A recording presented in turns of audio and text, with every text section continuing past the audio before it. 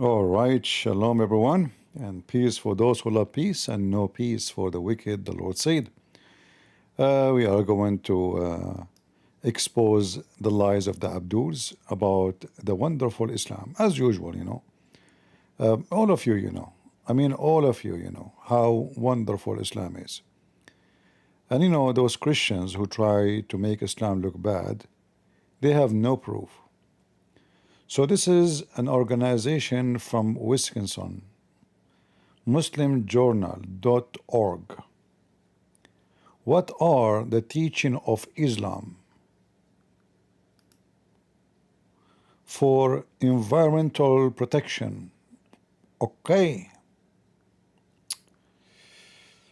And now the article here continue, as you see, speaking about the global warming, and the researchers that Saudi Arabia is warming at rate of 50% higher than the rest of northern hemisphere.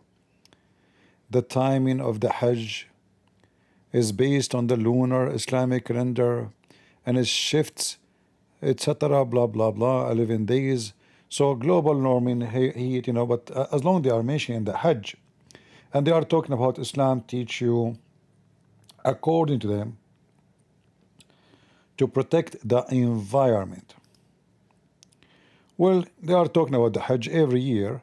About 2 million undertake the Hajj. The ritual include above 5 days of activities, and significant proportion blah blah blah blah involve outside in the open air. In the recent year, blah blah blah ritual in the Hajj undertaken during 50 degrees daytime temperature following. Here, first of all, here you see how stupid the idea of Hajj. First of all, Muhammad, he make it clear that every Muslim he can afford to go to Hajj, he should do it. And the Muslim, they can take only 2 millions a year. So if there is, according to Muslim, they are almost 1.8 billion. Now for sure in a week from now they will say there are 5 billion. Just wait. That means Muhammad and his God, both of them, they are stupid, because you need to live 600 years to get your turn to go to Mecca to do Hajj. Only 2 million according to them, not to me. I don't think even it can take 2 million, but I will let it go. 2 million every year go to Hajj. But when those 2 million they go to Hajj, what they do? Remember, the article is about what? Is about environment. When they go to Hajj, they slaughter animals by millions. The title of this video here, the stinky, smelly, disgusting slaughters of animals in Mecca. The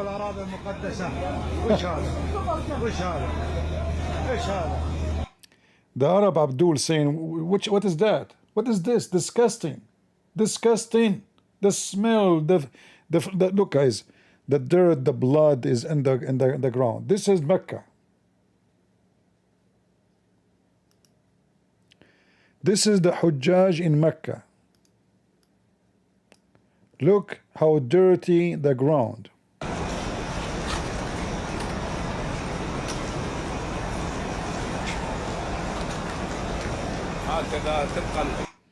Oh, hold on. Look like my stupid browser froze again. I don't know what's wrong with this software.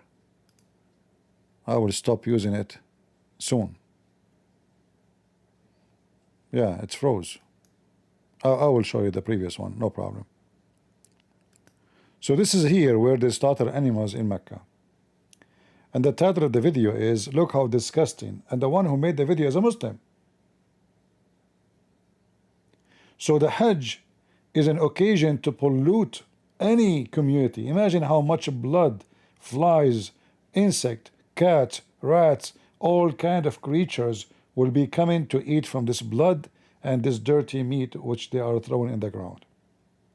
And even if you say you dispose it, still it's going to be the same, because they are not disposing anything, they just throw it in the garbage. Look at this. وينك يا خالد الفيصل؟ وينك؟ وينك يا؟ هذه بالله هذه مكة. If we look at any European or any American slaughterhouse, you will see the difference. You will see how filthy. This is Mecca. This is the place where Muslims are so sincere to keep it clean. This is where the house of Allah.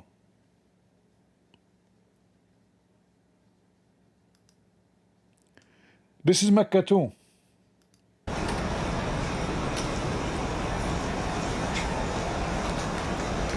هكذا تبقى الأمة الإسلامية أمة غير حضارية.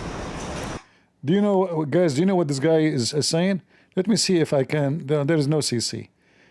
He's saying, this is why the Islamic nation, they will never be civil. He's a Muslim. This is not a Christian prince. Remember, you cannot be non-Muslim and go to Mecca. He is saying, this is why the Islamic people, they will never be civil. They will never be civil. So now they are coming to do Hajj in the holy land of Allah, in the holy house of Allah. And then everybody, all his garbage is in the floor.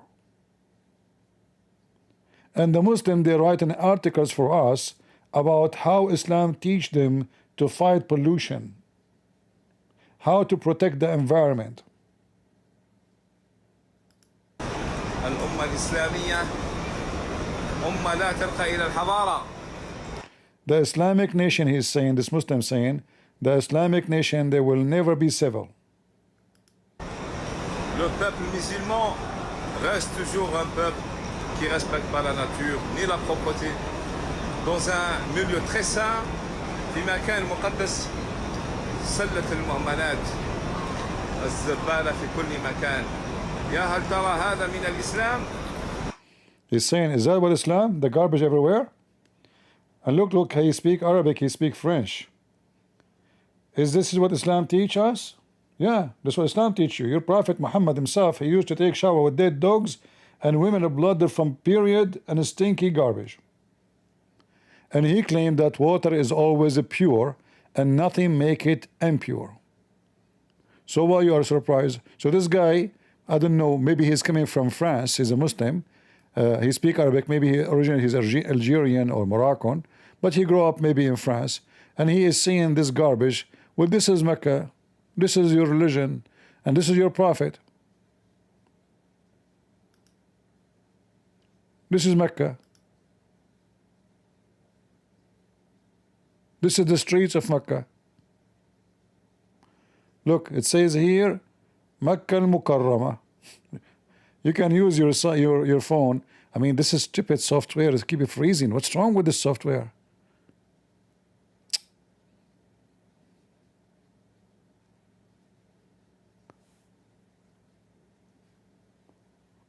I mean, should I cancel my service with those people? I paid money for a year already. What a stupid software. Let me see if I... Man. Okay, give me a minute. Maybe I need to... Because it keeps freezing.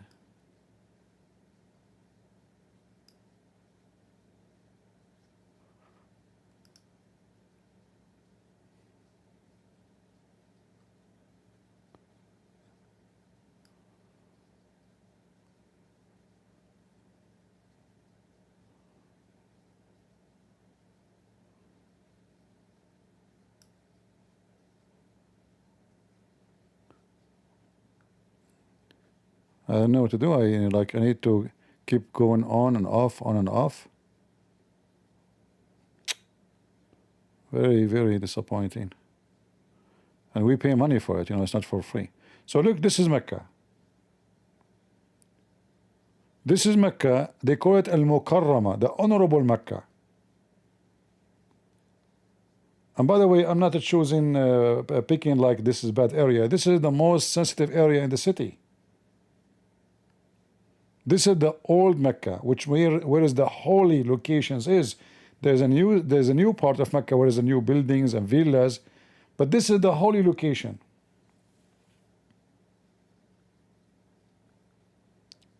I think all of you can tell this is holy.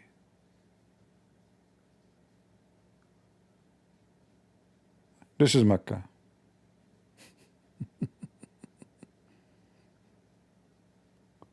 Mecca. Praise be to Allah. Look at the cat. This is a Muslim cat, by the way. And this cat will not walk in the Quran, in case you do not know. All right? Just let you know. This cat will not walk in the Quran. I'm telling you. Will not. This is Mecca. Welcome to Mecca. This is not a Jewish newspaper or Christian. This is a Muslim website. This is Mecca. With all, and Trump, he says he went to Saudi Arabia. It's amazing, you know. There's certain streets, and the major street, they are clean. This is when the president, he come to visit a king, he come to visit the king. It's very clean, nice trees, etc. But the rest of the city is garbage. They don't even have a sewage. Can you believe it? There's a city in the world that don't have a sewage. They don't have sewage. They have something called bayara, which is a shithole. As if you are living in a village in the middle of nowhere.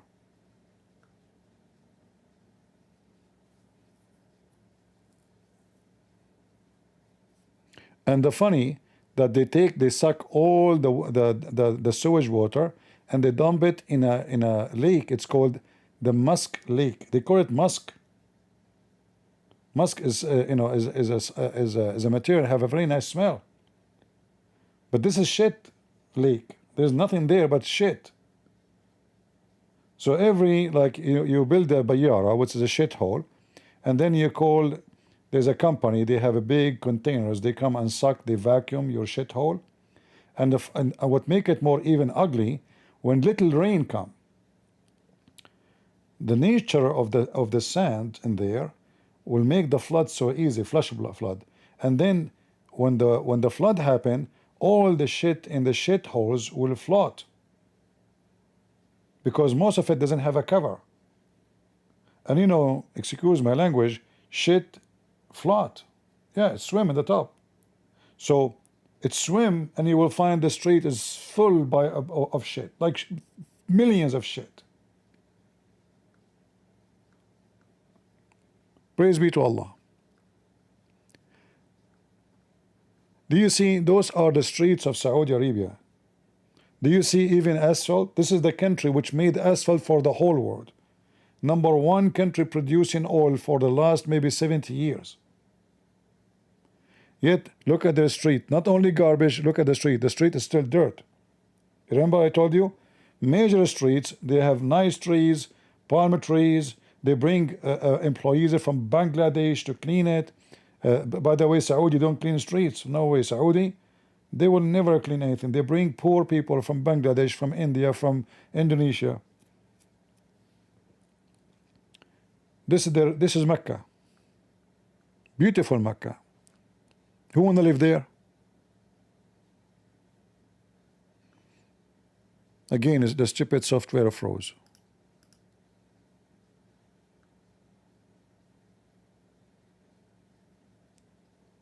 This is Mecca. This is any street in Mecca. They are just driving through. It's not like picking up a place. This is Mecca. Look at the goats. What do you want more? You know? This is Mecca. By the way, I have connection in case you want to go, like you like to live there. Trust me, I have a very, very high connection. All right? Actually, the first one I converted out of Islam was a Saudi prince. The first person in my life. So I have connection. I can get you a visa. All right? And you can go and take selfies with those goats. What do you want more?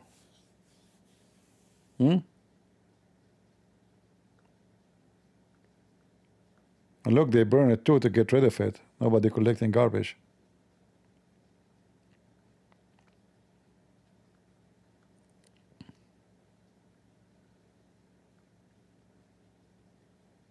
So, like a woman, she is sitting next to the garbage. Look here. Do you see the woman? She find it very. No, actually, that's the woman. Sorry, this is maybe like a something chain. I thought it's a skirt of a woman or something. Maybe it's like a bicycle and covered by some fabric, maybe. Beautiful, beautiful.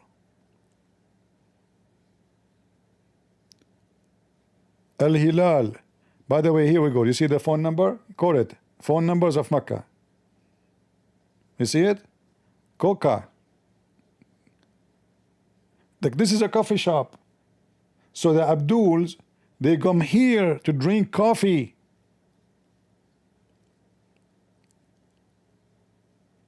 Hey guys, who want to go and meet me, have coffee with me?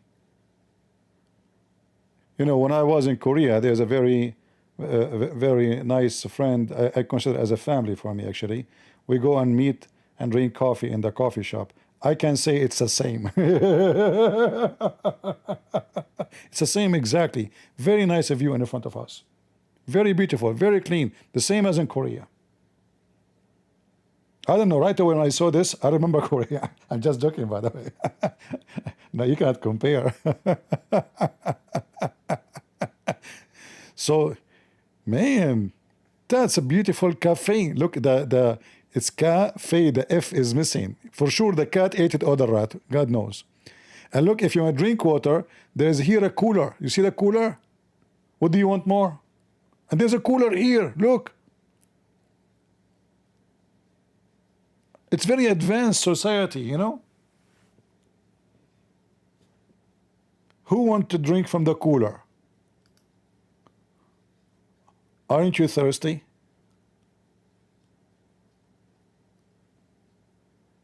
Which one, be honest with me, which one you prefer to drink from, the red or the orange or the blue? Which one you think it's more romantic? You take a drink of coffee, a drink of water, you sit behind this glass and you are watching the view, and the cat, look at the cat. Actually, this is not a cat, this is the garbage bag. I thought it's a cat. What do you want more? Why you guys are so disgusting? Respect, respect, this is the holy. Here we go, my program is going to crash too. They made an update for the program and they screw it.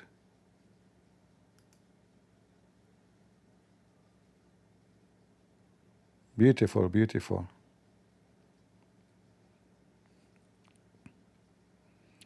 Oh, here is going to be nice to have a balcony here, you know? Look, look, look, look, look. It's so beautiful here. You buy this, I mean, this will be very expensive house here. You sit in the balcony, you have your coffee. The smell will come to you. Beautiful, beautiful. Wow. Smash Allah.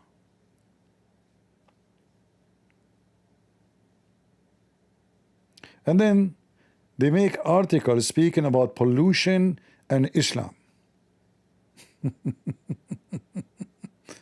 Let us see number one. Causes and impact of pollution. So the Muslim, by the way, they knew the causes. They knew the causes. Number one cause is Muslims. Because Islam will pollute your mind and your brain. And Islam is the most dangerous disease for society. Not only inflict your mind and make you so dirty, so careless, so, you know, I mean, look what they did in Syria just in last week.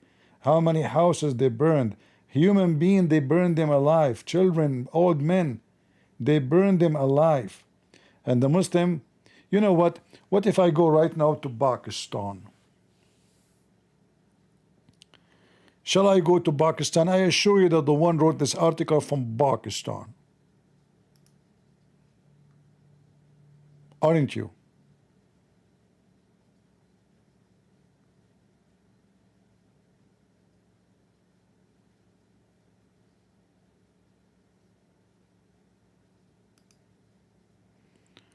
Welcome to Pakistan. This is the beach in Pakistan, brother.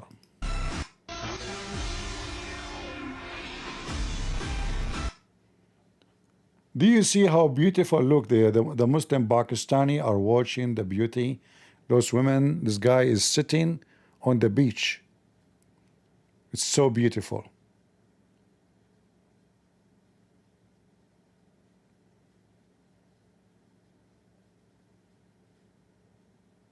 Who can beat that?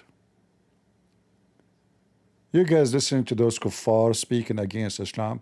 They have no proof that Muslims are #1 people who throw garbage in the street. They lie. This is not garbage in front of you. This is falafel. And look, the Abdul, they are coming to enjoy the romance. And there's no women, by the way. Everybody is a man. This is a man's society. A woman, she come here, she will be raped. If she come here, that means she's a whore. Look, men, there's only men. Ah, there's a woman, I saw a woman. But imagine if this woman, she wears a swimming suit, what will happen to her? Just imagine. I mean, just imagine. Actually, there's a video somebody sent to me. Let me see if I can have it. Even though the video, like, there is some, I mean, I don't like it much because the women, they are wearing very exposé, stupid swimming suit, but I found it very suitable for the video. The guy who sent the video, let me show you the video. We don't care about the women wearing the suit, swimming suit, which is very stupid, the swimming suit, but anyway. But the title of the video here is "Women are safe here. They are playing with pigs. But if Muslims are there, they will not be safe." This ain't Texas. See, women are safe. Those are pigs. You see the women, they're feeding the pigs. They are safe. But if the Muslims from Syria, from Pakistan, from, you know, if the Muslims are there, not pigs, is those women safe? Just ask yourself this question. And be honest with yourself. Those are pigs. Look how friendly they are. If we have those women with pigs, I mean, sorry, with Muslims, what will happen?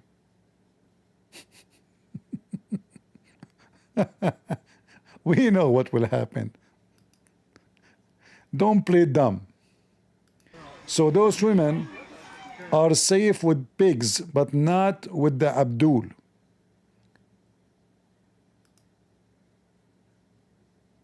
Are we sharing the truth? So another pollution Islam causes is pollution of safety and security, and how we look at a human being. Pigs, they don't act like Muslims. They are way better. I'm very serious. Do you see any pig trying to kidnap a woman? Go and see how many women they've been kidnapped just last week in Syria, in Pakistan, in etc. I mean, those children's child abuse. Those women are safe with pigs. No harm. They're having fun. And look, actually, I don't want to forget something here in this issue.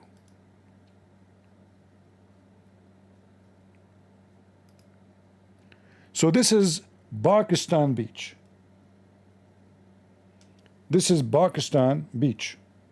And this is the pig's beach. Which one is more clean?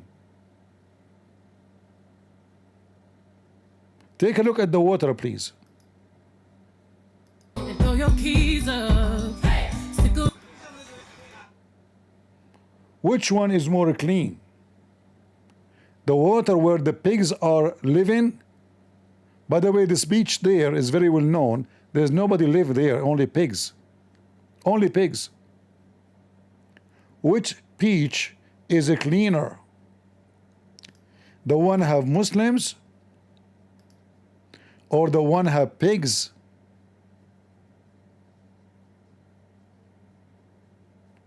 Did you ask yourself how those people there, they even allow themselves to even sit there? There are millions. Can they come in one day and clean the whole beach and keep it clean? So they keep throwing garbage until when you walk, there's no sand. There's no sand in the beach. Pigs are way more cleaner. We are just being honest. We have a proof. Look at Mr. Pig, how clean he is. He swim in a clean water.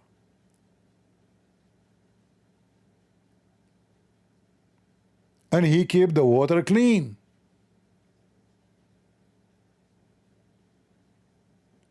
And he swim peacefully with women.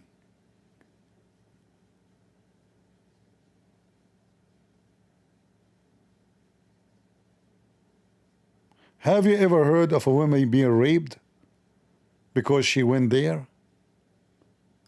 But what will happen if this woman, she go here between the Abduls, peace be upon them?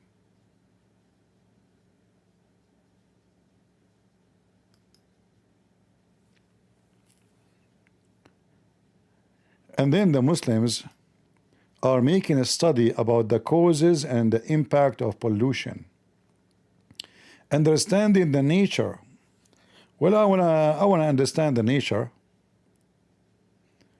Let us go here, understand the nature. This is your Prophet Muhammad teaching us about the nature. According to your Prophet, you can add as much garbage you want.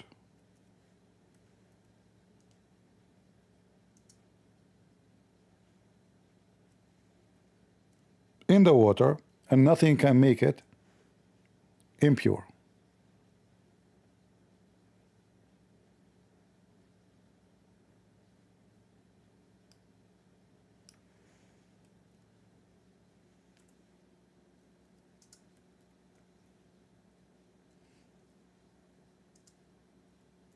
Is that correct? We can throw as much dirt in the water and nothing will make it impure?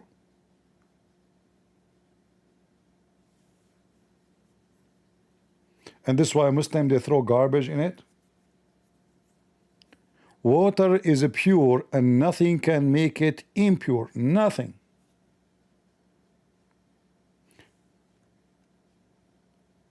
What is the reason for Muhammad to say such a statement? Look, they didn't even translate this hadith here.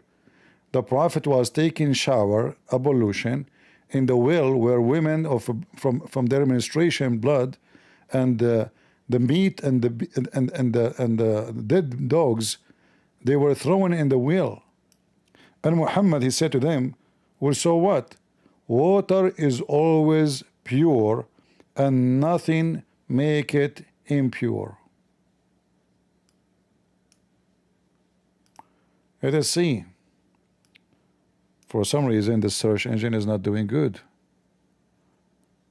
Let us try again. Ah.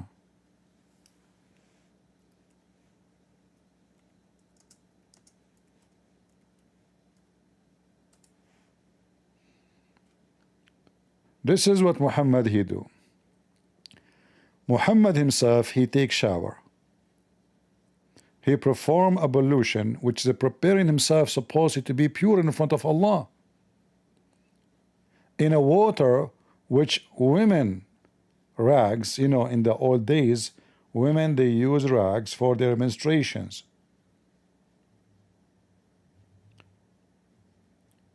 So this little tiny water, which is not running water, this is not, it says well, yes, but this is a garbage well. And the water there is not coming from under the ground, is coming from the dirty water, which is coming from washing clothes, etc. It's like the lowest point of the town where water coming from houses is collected there naturally by the gravity. So people, they were asking him, are you the stupid screen froze again, sorry guys. Look like we will have a problem with this software, garbage software.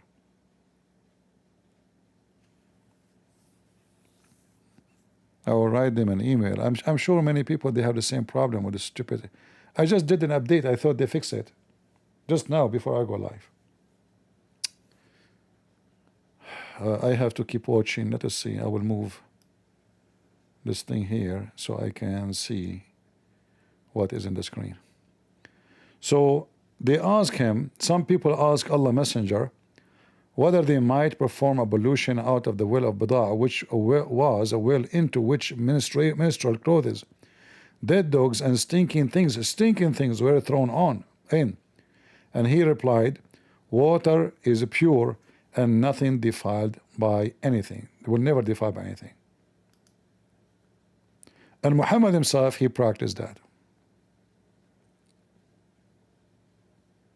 Hey, Prophet of Allah, are you doing ablution? Would water have dead dogs, the body of dead dogs, and the menstrual rags and the garbage thrown in it? He said, water is pure and it is not made impure. And yet the Abduls are giving us articles. Nature is the sign of Allah. The funny is, they quote for us a verse, prove Allah to be a false God. Look at this. It says, in the earth, and this is the translation, we spread out the earth, Allah, He made it flat. The word madadnaha mean we made it flat and wide.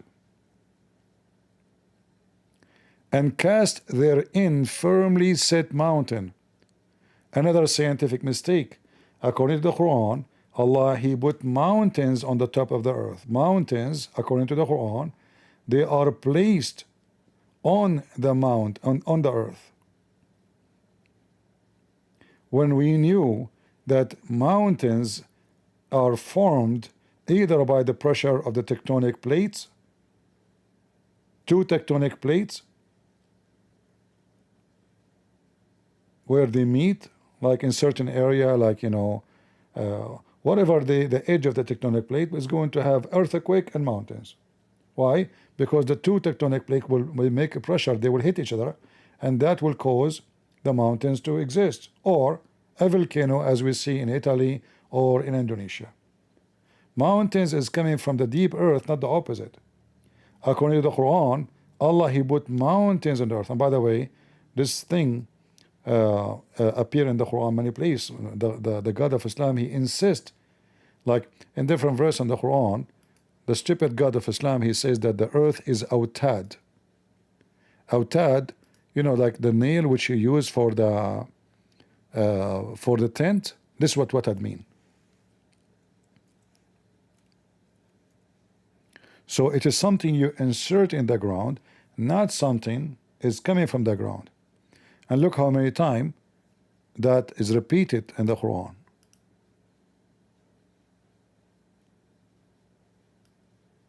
Do you see it? So again, the Quran is a stupid, like when they speak about understanding the nature, I mean, do you even, your God knew the nature, what is the nature is? So is that the nature now that God, He created the mountain by putting them in the top of the earth?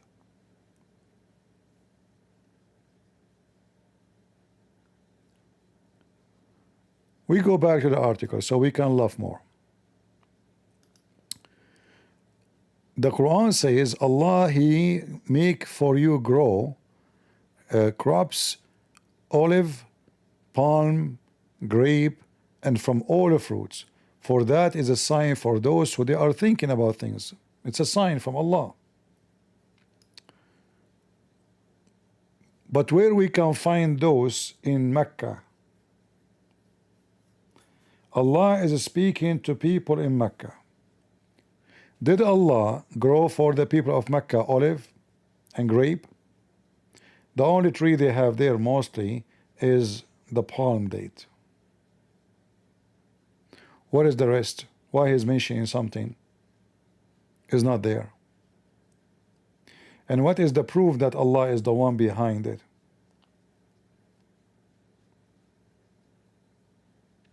We can prove it easy. Because if you go in the Quran, there's a chapter in the Quran mentioning how Allah created the earth and the heaven. So in one chapter, Allah created the crops on the earth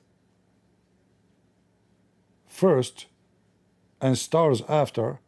Another verse is saying skies and stars be first and then the crops and the earth after. So obviously Allah do not know even the order of His creation. So if we go in the Quran, we look at this. We can go right away to chapter 79.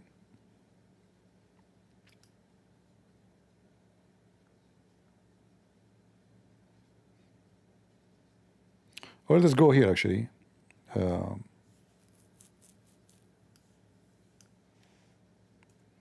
Faster.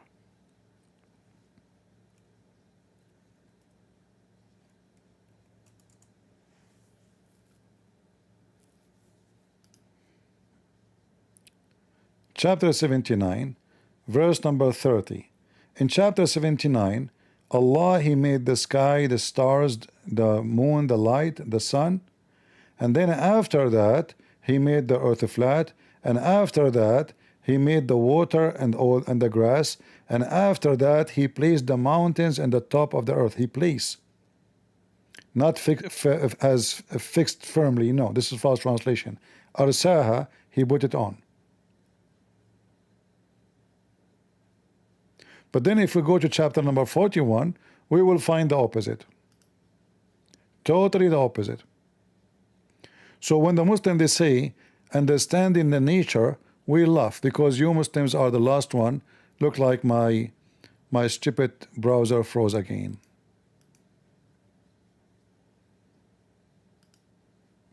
Lord have mercy. I need to keep watching this stupid thing.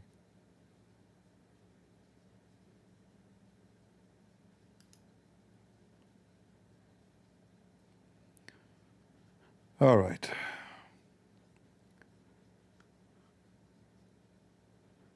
If you read with me here, you will see that according to the Quran here in chapter 41, Allah, He created the earth in 2 days. And then He created everything in the top of the earth, which means trees, grass, all things, water, everything you can imagine for life in those 4 days. And then after that, the sky was still a smoke. According to Muslim, the smoke was coming from the earth, which means there's no sky. And then He make the sky 7 sky.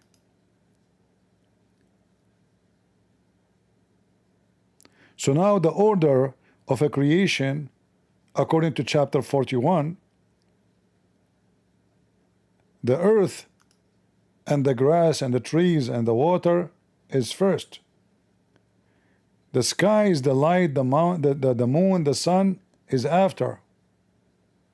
And the last thing He did, in fact, He created the stars, where it says, وَزَيَّنَّا السَّمَاءَ الدُّنْيَا بِمَصَابِيحَ. So we decorated the lowest heaven, we adorned the lowest heaven with stars, with lights. And those lights, by the way, they are used to shoot the shaitan in his ass if he try to go and get into the heaven. This is which is additionally understanding the nature of the meteor. So the stupid Muhammad, he think the meteor are missiles to shoot shaitan if he try to spy at Allah. This is why you see in different verses in the Quran it says that shaitan, Allah will use stars to shoot it when shaitan he try to spy and listen at Allah's secrets, which is very normal to happen. Look like anyone can spy at Allah. His security is not good. And again my browser froze. The stupid I'm going to call this company. I'm going to send them email.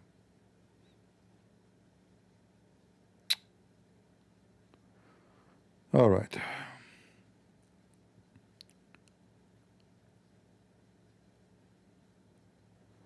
In chapter 15, verse number 18,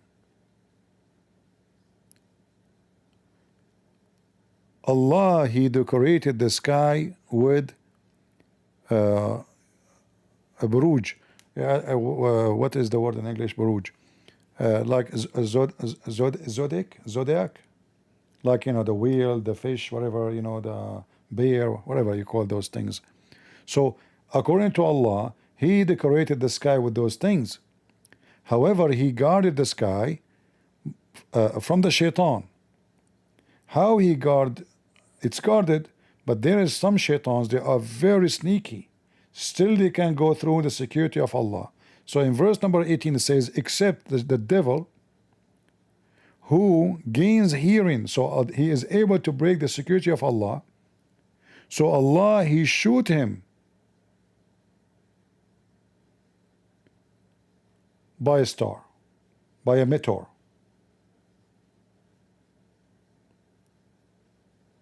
In fact, this is the verse they were quoting for us in the website, if you remember. If you go back here,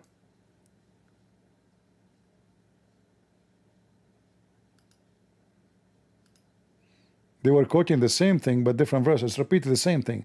وَالْأَرْضُ مَدَدْنَاهَا وَأَلْقَيْنَا فِيهَا رَوَاسِي. Here it says the same. وَالْأَرْضُ مَدَدْنَاهَا وَأَلْقَيْنَا فِيهَا رَوَاسِي. And here, by the way, you notice how the Quran repeat the same words, which is proving that the Quran is made by an idiot. You see, if you write a book and you keep repeating the same sentence, you're stupid.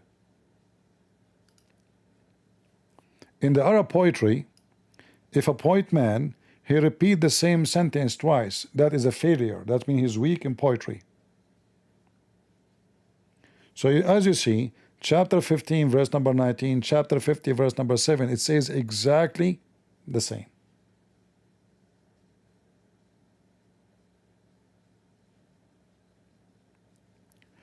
So do Allah understand the nature? He don't even understand the order of His nature. So the Muslims are quoting for us, Allah says, look at the fruit, look at the tree, look at the mountains. Supposedly He is the one who created them.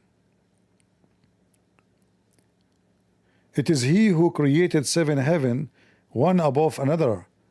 You can see no flaw in the creation of the beneficent God. Look again. Can you see a fault? Here you see the other stupidity of the Quran. If Allah is saying to them He created 7 heavens, that mean, and He's asking them, do you see any flaw in that creation?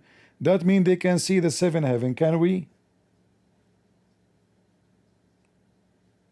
Seriously, can we?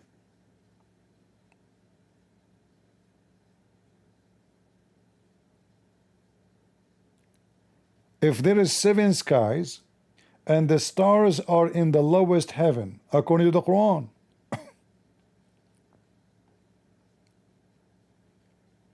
so can we see the 7 heavens? And by the way, the Quran is stuck with number 7.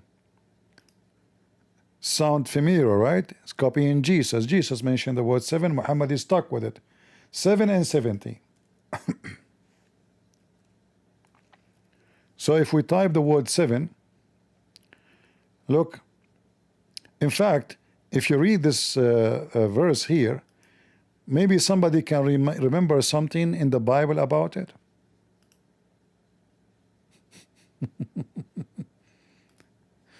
Anyone remember something very similar?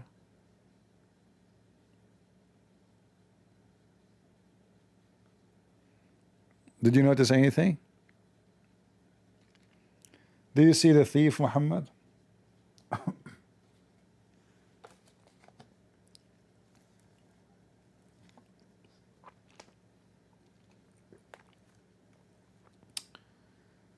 Muslim prince, want to talk to me?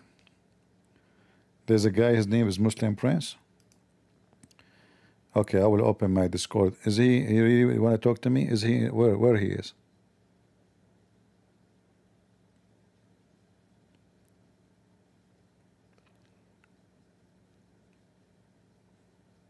Is that for real? You want to talk to me or not? I can let him call me.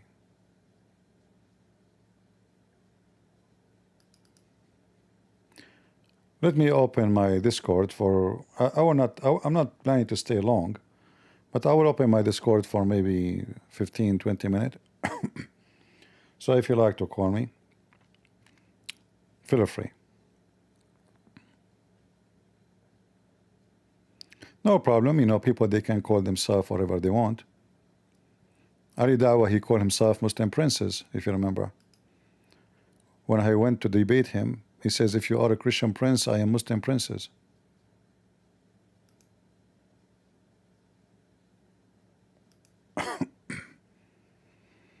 All right, I am in Discord. Can you hear me, guys, in Discord? Let me know if you can hear me. Am I heard?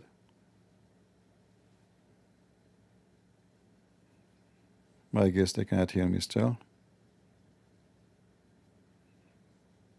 Anyone hear me in Discord?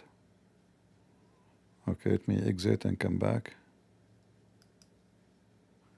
Yeah, always those things happen in this Discord. You have to exit and come back again. All right, let's see now. Do you hear me, guys, in Discord? All right. Where is the Muslim who wanna call me?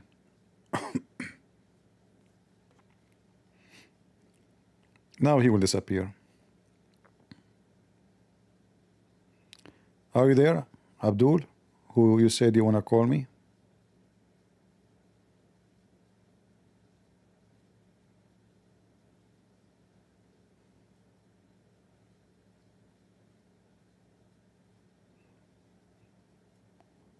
Anyone? All right, we will continue. I mean, what we can say. There are potatoes.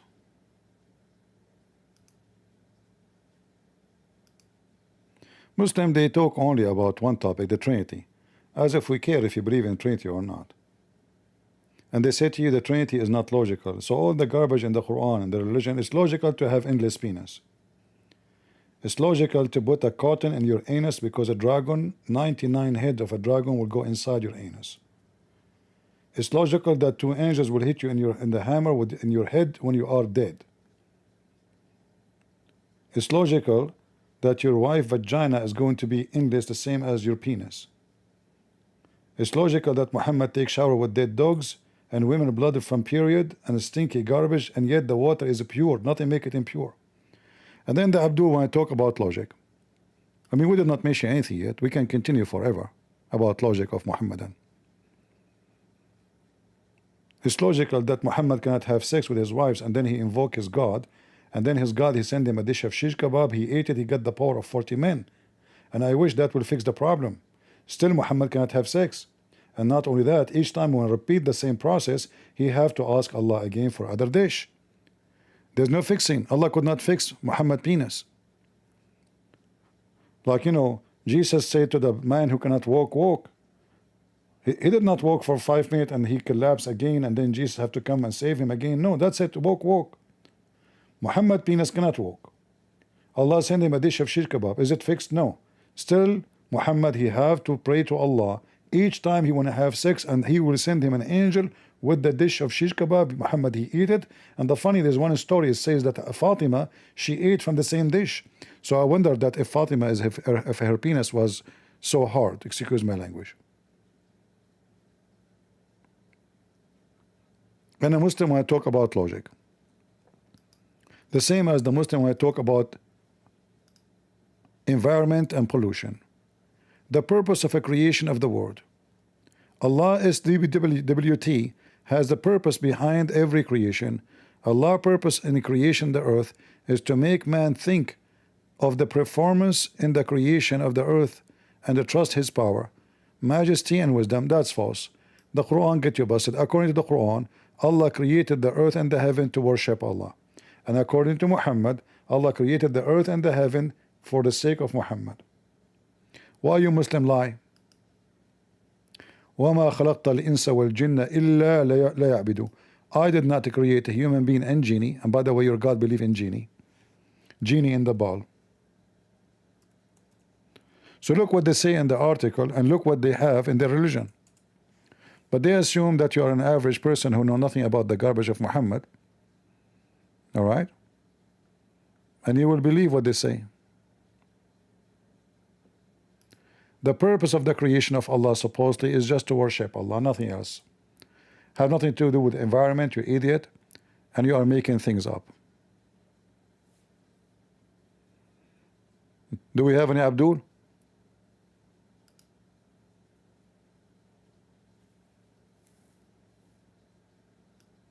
Any Abdul from the religion of the fools?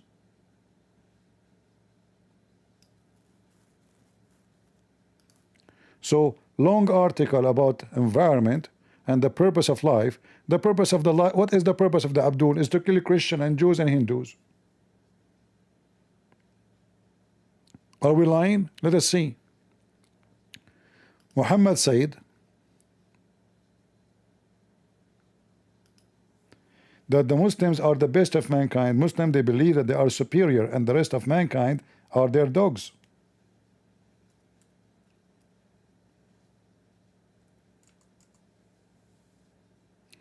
The Muslim will quote for you a verse from the Quran saying that Allah created you as a nation to know each other. But this is when Muhammad was weak.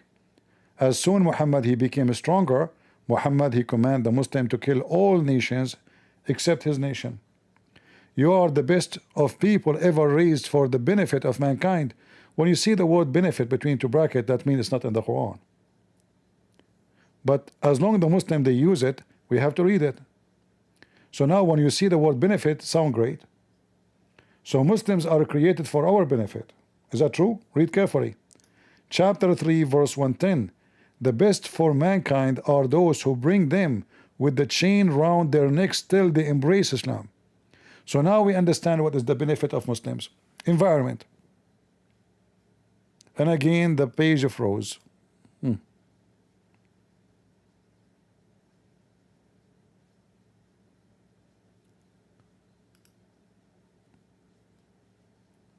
Do you see the benefit of mankind and the evolution and the pollution? This is the biggest pollution in the earth, Islam.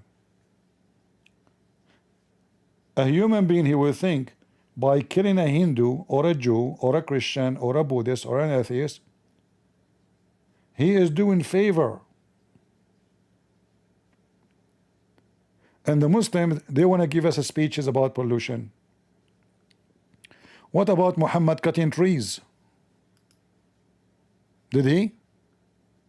And by the way, this is authentic. This is Al-Bukhari. So Muslim cannot say to you, we are lying.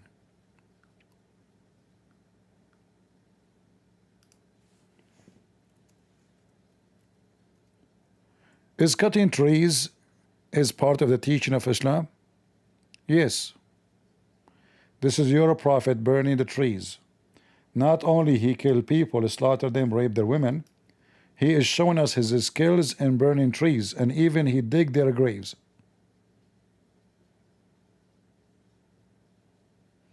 He cut the trees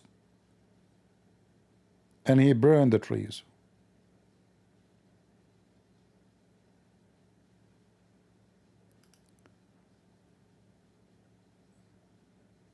Any Abdul?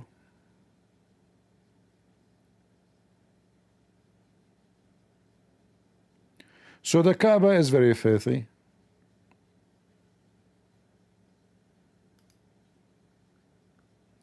Mecca is very. What about the Kaaba? Hold on, we did not show you the Kaaba.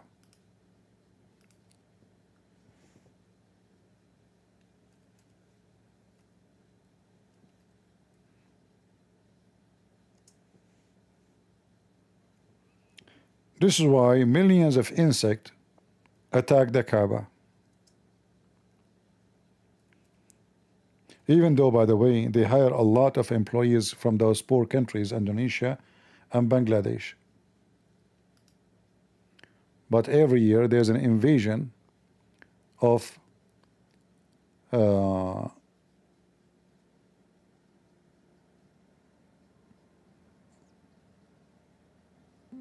the Kaaba became very advanced. So it became a point of cockroaches and crickets.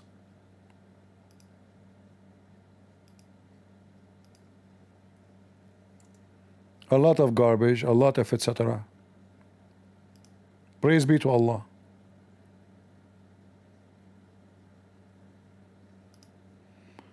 Look, those are Bangladesh employees, Pakistan employees, they are cleaning the floor. All of those are insect by millions. By millions.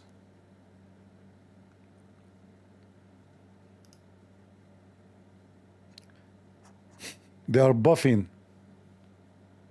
the clean Kaaba. Beautiful, beautiful. Buff it, brother, buff it. And remember, here the floor is and here we go, look at the insect flying all over the Kaaba. Again, the stupid software froze. I'm not going to stay long today. I will see, I will contact those here. I will stop my service with them, switch to something else. Isn't it beautiful to have all of those flying into the Kaaba? It's really beautiful.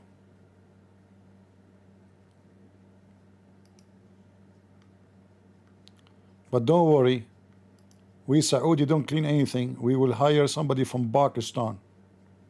Look how beautiful the Kaaba.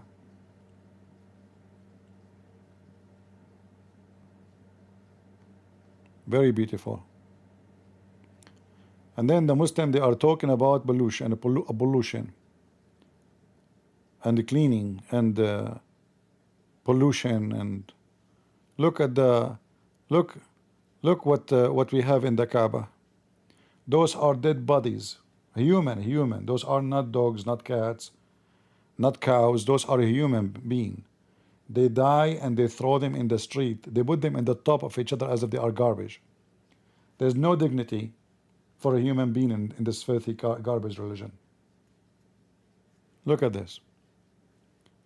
Look what the Muslim, they do to a dead Muslim.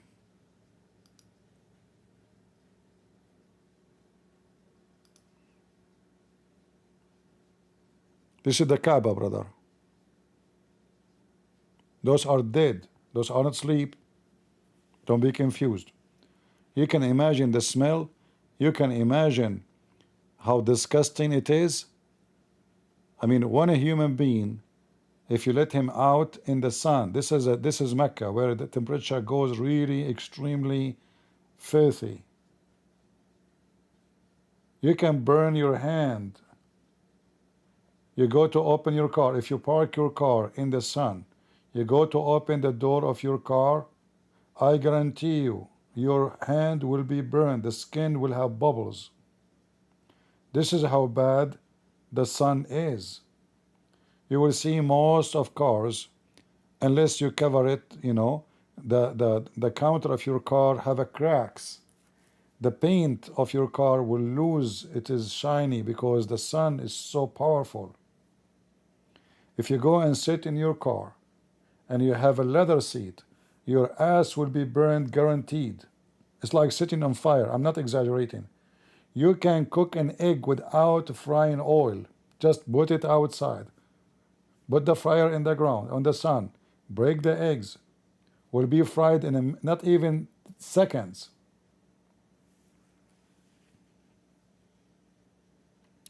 ESA, are you a Muslim, my friend? Are you a Muslim?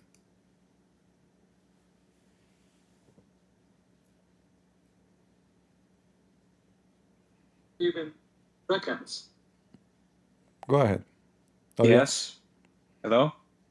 Welcome. What do you want to say to us? Yes. I hear myself twice. How come? Wait, hold on. I can't hear you. All right. Oh, yes, I'm Muslim. All right. Are you a Muslim? Yes. My friend, do you have Yes, I am. do you have YouTube open? What are you? Do you have Hello? do you have YouTube open? Yes. Hello? Welcome. What do you want to tell you? Yes. Are you hear myself? Okay, hold on. If you have YouTube, hold close on. it because we have Here. double sound.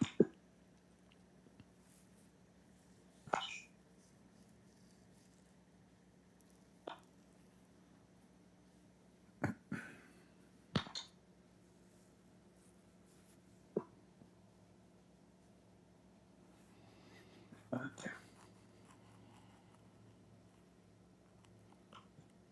All right.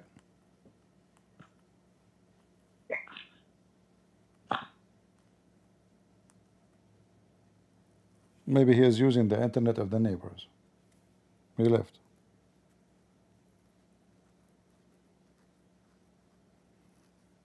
No, he can come back, no problem. So they make articles trying to make themselves as a civil nation when we know that this is not true. This is Mecca. Look at this. This is Mecca. This is their websites. This is not our websites. This is the streets of Mecca. Go to Egypt, go to Pakistan, go check out. There's only major streets where the president he live or the king live, to the airport where his guests they can come, and the rest is garbage. Everybody knows.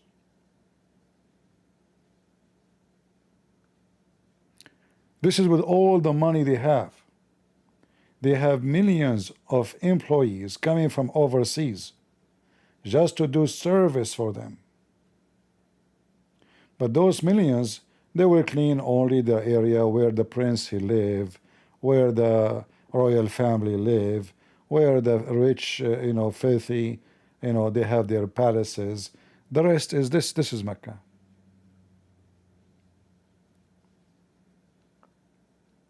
Even the road does not have a good asphalt or even asphalt.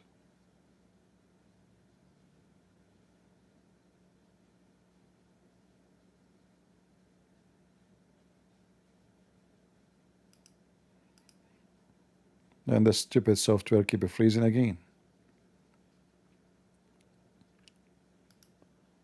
So how truthful the Abdul when they give us those articles? Our responsibility as Caliph. So Allah, He gave you the earth. You are the Caliph of the earth. So what is your responsibility? To burn it, to kill it, to destroy it. This is your responsibility, Muslim. Name for me one country. If you go to England, go where the Muslim live and check out the street. Just go check it out. Go where the Jewish live and check the street.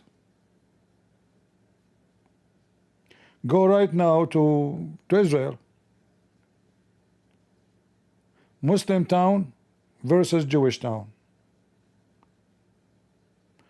If not the Jews, actually, you will not even have your garbage cleaned. They are giving you a fine.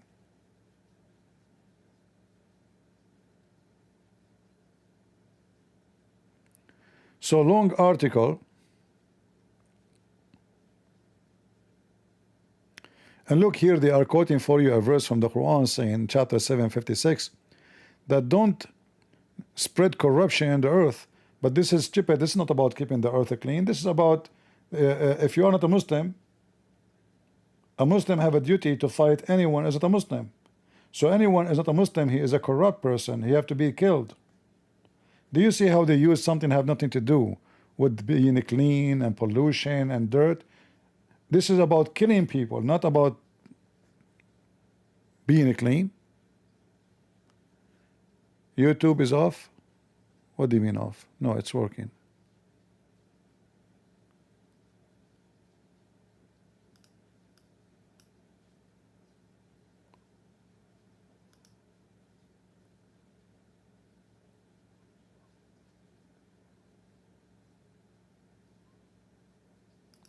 So false article, if your prophet himself used to take shower with dead dogs, And he claimed that having dead dogs and women blood from period and stinking garbage in the water will keep the water clean. And this is your prophet. Can you say your prophet is not a good Muslim? Can you say your prophet is not presenting Islam?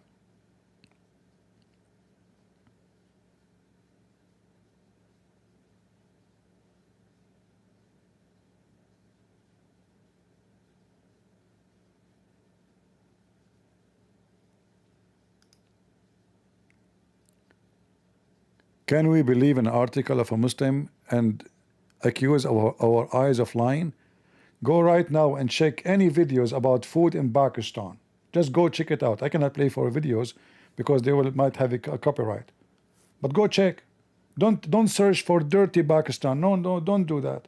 Search street food Pakistan. Just do it. And in the way you will see what we are talking about. Thailand is the land of the Buddhist. Kuffar. Prostitution there. I cannot compare any street in Thailand with any street in Pakistan or Bangladesh. Am I lying?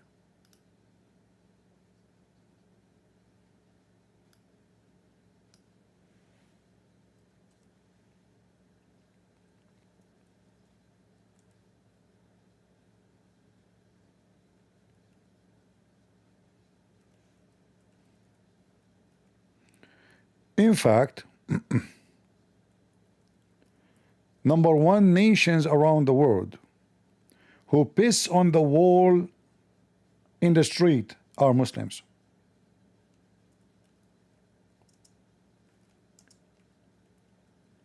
And the Muslim, they write Arabic on the walls to force Muslims not to pee under their window.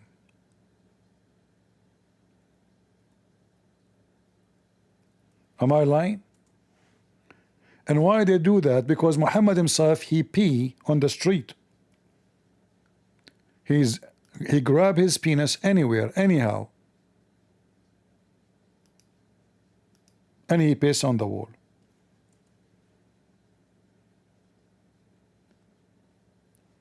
This guy, by the way, is pissing here. Don't think he is sitting to read. He go and he grab his penis, excuse my language, and he's pissing.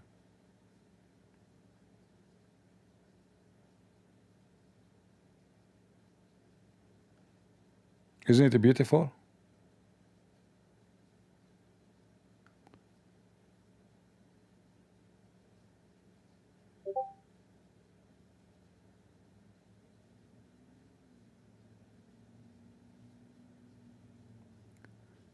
And they talk about fighting pollution, and again the screen froze.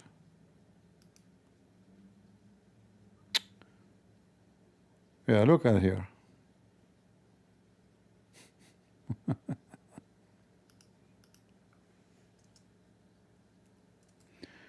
So, it's obvious that Muslims, they are a very specialist species.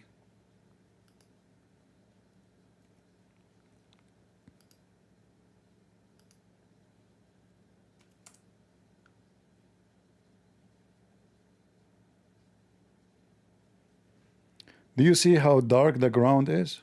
Do you see how dark? This is all his piss. Look.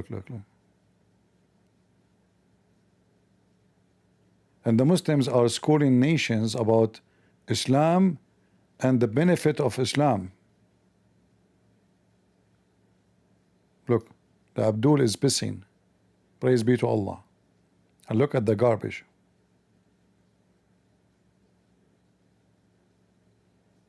And by the way, the reason they piss like this, because Muhammad used to piss like that. Muhammad, he piss sitting like women.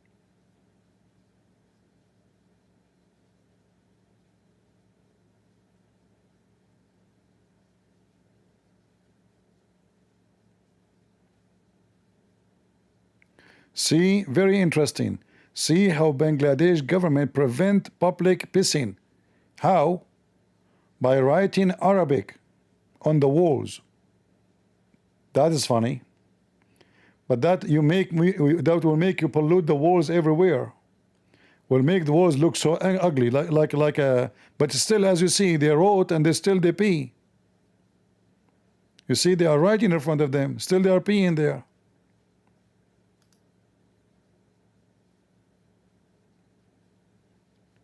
Bangladesh use Arabic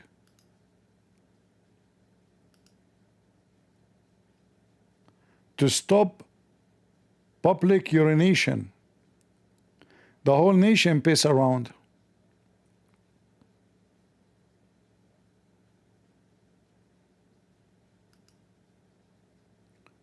And the Abdul writing articles for us about pollution. Who you will believe, your eyes or the article?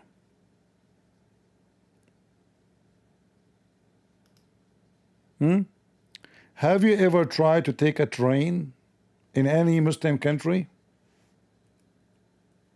It's fun.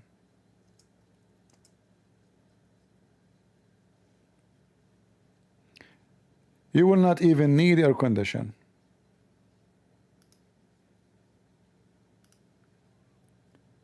Because people smell so good, and plus you might get lucky and be able to sit on the roof because they have balcony. They have too many floors.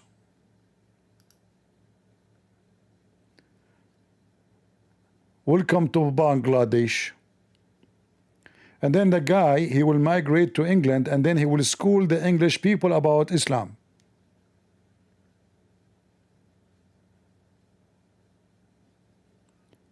Morocco is polluted by different things, drugs.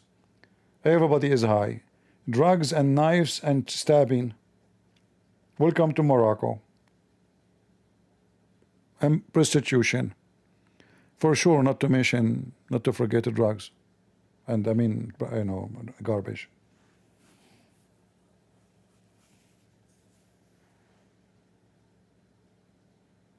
And look, they are happy. Do you see anyone complaining? Look, this is my cousin. He's in the front.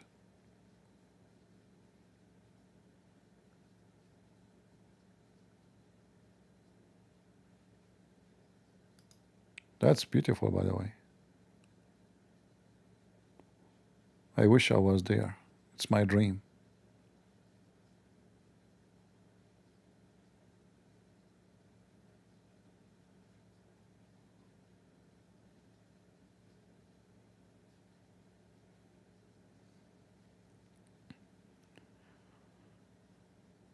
So what we can say?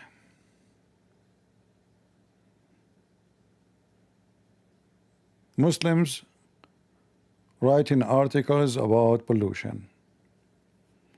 When their beaches is messed up, the worst in the world when it's come to keep things clean.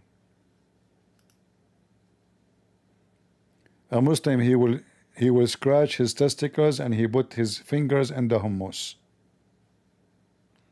He will grab his boogers and he will make salad for you.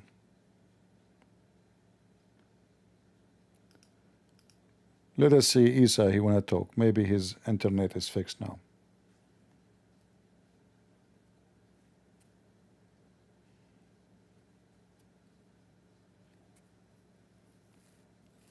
You are talking, I don't hear you. Is he talking, guys? Is he talking? Yeah, I think he is trying to talk, but the sound is not coming. I think because he did not say inshallah.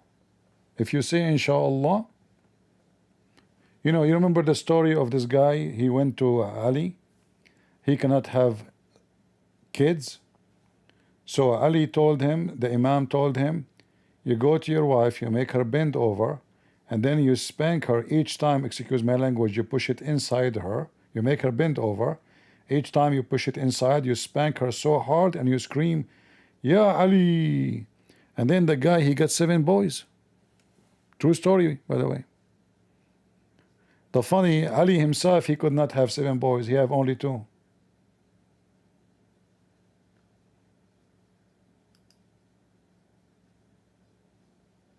Isn't it funny? Hello? Hello, hello. Yeah. Assalamu alaikum. Assalamu alaikum. Yes. What does that mean? Peace be unto you. I thought the Muslim cannot say that to non-Muslims. Well, what is my name? Your name is Isa. Yes. So are you a Muslim Do you or know not? who that is? No, I do not know. Yes, Who, I am. who is Isa? What is his name in English? I know. In Arabic, it means camel. No, it starts with a J in English. Start with J. The one you always talk about. Okay, listen. I don't want to talk about your name. Why you are calling me? What do you want to say to us? Well, to talk to you. About what? Tell me. What do you want to talk about? Allah. Okay, tell me who is Allah. Allah is Hubal. Is what? Hubal. Hubal? Do you know who Hubal is? Yeah. Okay. Who is it? My cousin. Just give me a break. I thought you said to me you are a Muslim. Mr. Troll. This what is missing.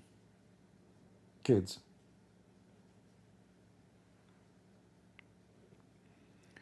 It's like fasting all day long to eat a chicken and then it turned to be a mice. Like I was saying, okay, finally we got Abdul. I mean, we are getting lucky. You know, spend the whole day waiting for a shark and then we got a sardine.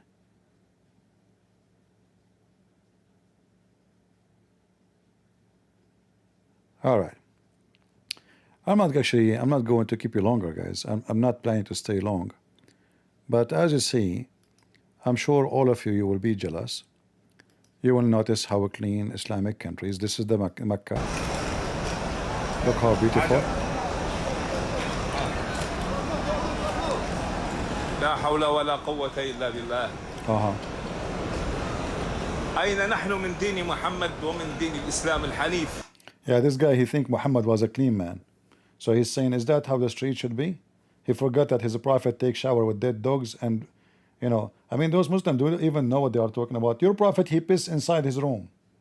Your prophet, he put his piss under his head. You Muslim, you drink the camel urine. You drink Muhammad urine. And you are talking about cleaning? In the internet, you Muslim, you publish articles about the benefit of drinking the urine of Muhammad.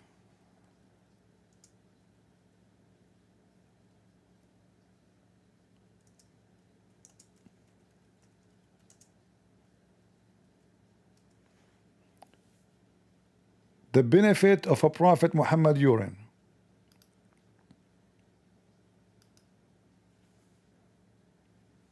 The benefit, the blessing.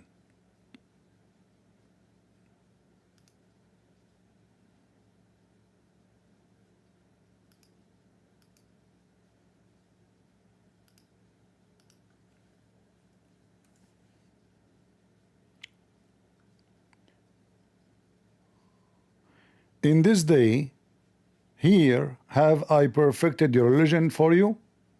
Chapter 5, verse number 3. So Islam now is perfect. How Islam became perfect? We drink the piss of Muhammad. The benefit of drinking the blessed urine.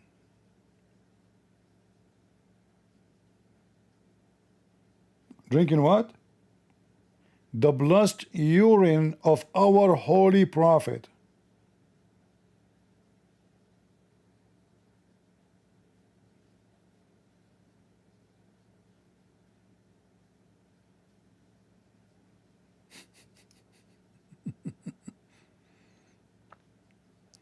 Talking about pollution, huh?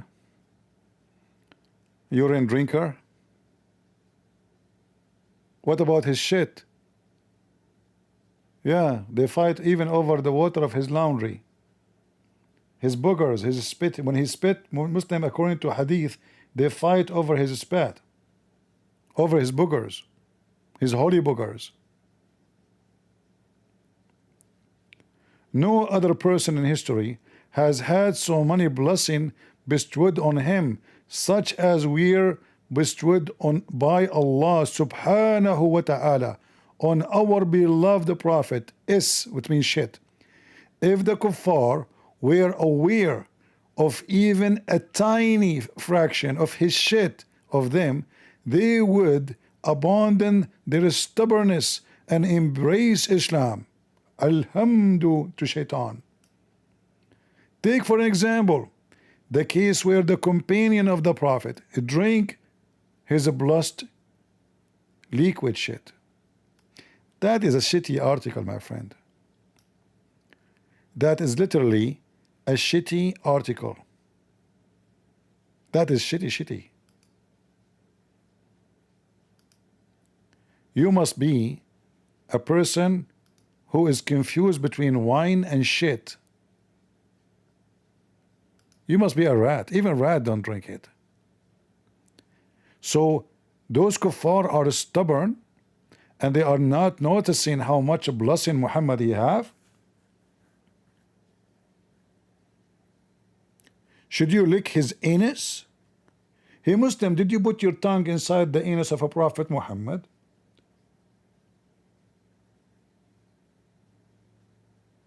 It's just a question.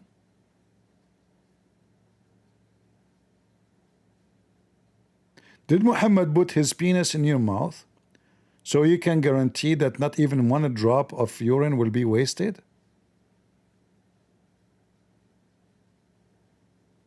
It's just a question.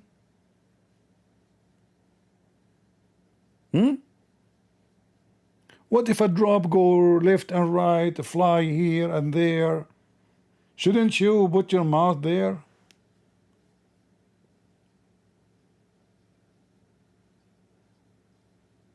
Huh?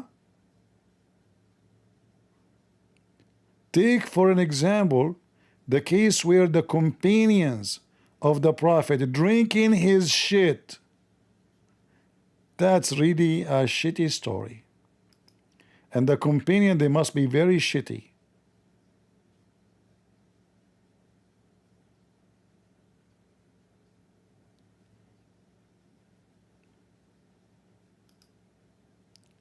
Only, okay, they discover something. Listen to this. Take for an example the case where a companion of the Prophet drink. In fact, she isn't a companion, she is a slave. She drank the piss of Muhammad. Take for an example the case of where a companion of the Prophet drink his blessed urine, only to discover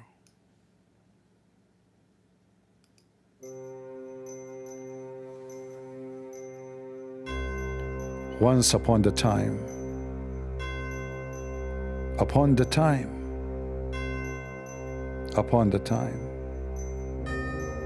there was a messenger. He pissed a lot.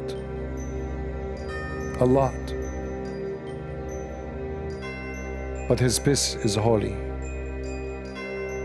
His shit is holy. Amazing holy.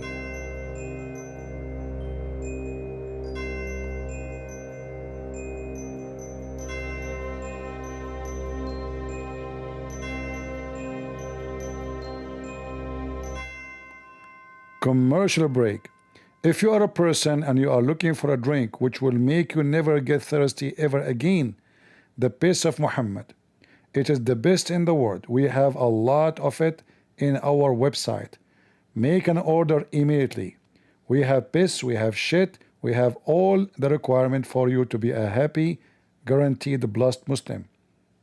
Buy the shit of Muhammad and live happy forevermore. The shit of Muhammad is here and we have limited supply. because lately the Prophet is not shitting a lot. He is suffering not from diarrhea, but the opposite. End of the commercial.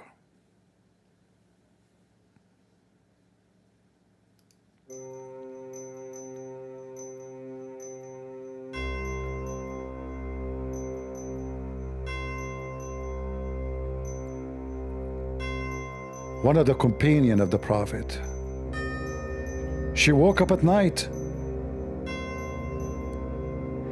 and she drank the piss of the Prophet. She shuffled it in her mouth. It was warm, tasty,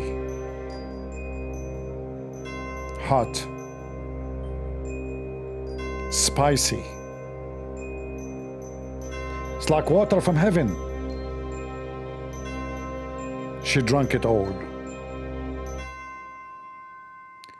If you are thirsty and you feel thirsty right now, we have a special Islamic Pepsi Cola for you. It is coming directly from the penis of the Prophet. His penis is holy and every drop is priceless. Get your price as a drop right now. We have a very limited supply and the price is so cheap. $1 million only for a quarter of a drop. So drop your money in our pocket before it's too late, because we are not scamming you. We are Muslims. End of commercial.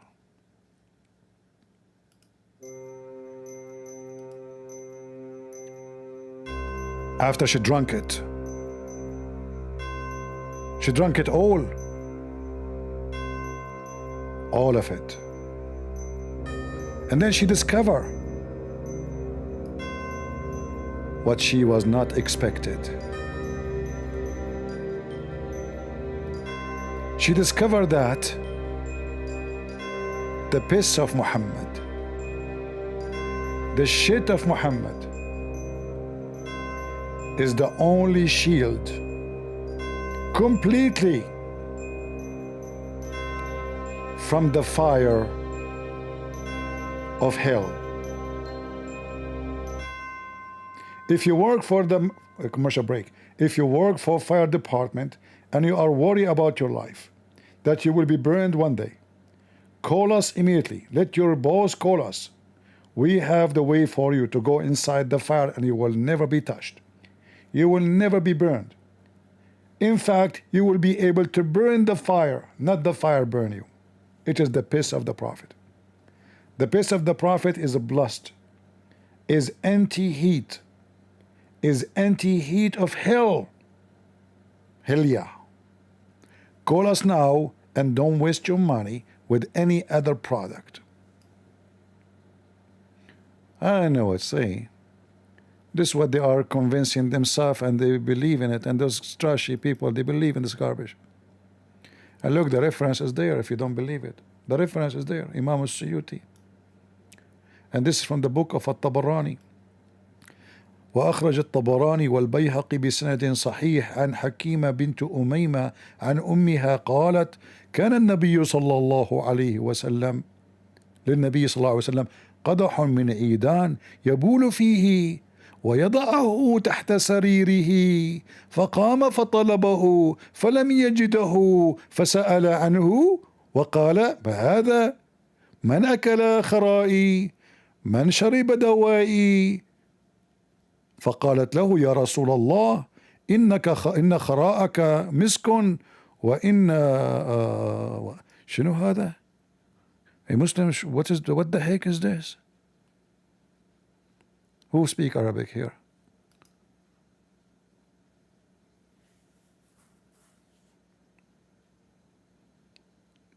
يا محمد شنو هذا؟ زعلان حاكينا خريان طامينا من ضرطتك يابا من شخاخك شربينا حمدان حاكينا. شنو هذا؟ Abdul, what is that? This is your prophet, really? He's blessed, huh? And this is authentic chain of transmission?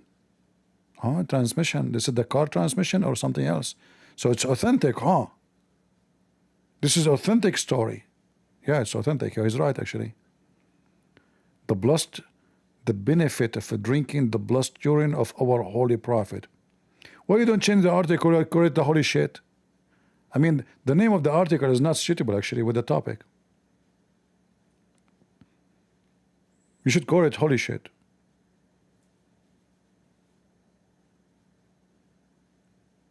What's wrong with you?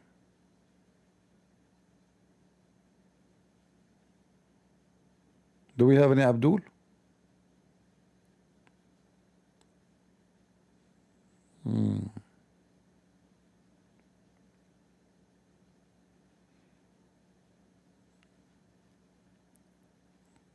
What do you mean? What's the meaning? You mean what I said in Arabic? Oh, this is secret. You know, you have to pay for it. I'm like Prophet Muhammad. You pay me, I talk. I'm like a Muslim learn turn. I charge $6 to talk to me a minute. Who want to talk to me for 10 minutes? 10 minutes, $60. Unbelievable. Even if you are traveling, you can make a lot of money. Hello? Assalamu alaikum. You have a question? What is the question? Yes, I am. My name is Muslim Lertan. You are looking for, you're looking for a shark, but I'm an orca. Who put you in the screen again? Who is the one who put you there? You know, Guys, who put him there? This guy is a troll. Don't you see? Don't put him here. I kicked him out. Why you put him here? He's not a Muslim.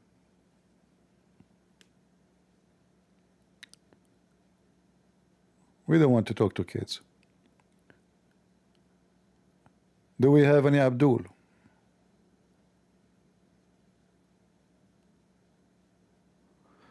You cannot hear anything from me? Okay, guys, somebody tell them in Discord to... Let me see. Maybe I need to exit and come back. I mean, I don't know what's wrong with this stupid Discord. Anyway, I'm not going to stay long. All right, do you hear me now in Discord? And this software here is not working too, you know. Keep freezing. Do you hear me now?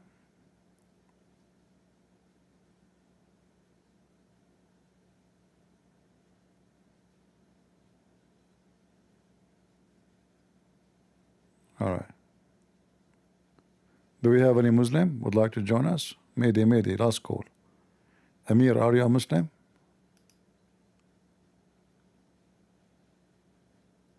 Hello, assalamu alaikum. You are not a Muslim. Yeah, not. Well, salam alaikum is just a greeting, right? Like peace be upon you. Yeah. I have a question from a Muslim. Okay. I just wanted to ask you because it was bothering me.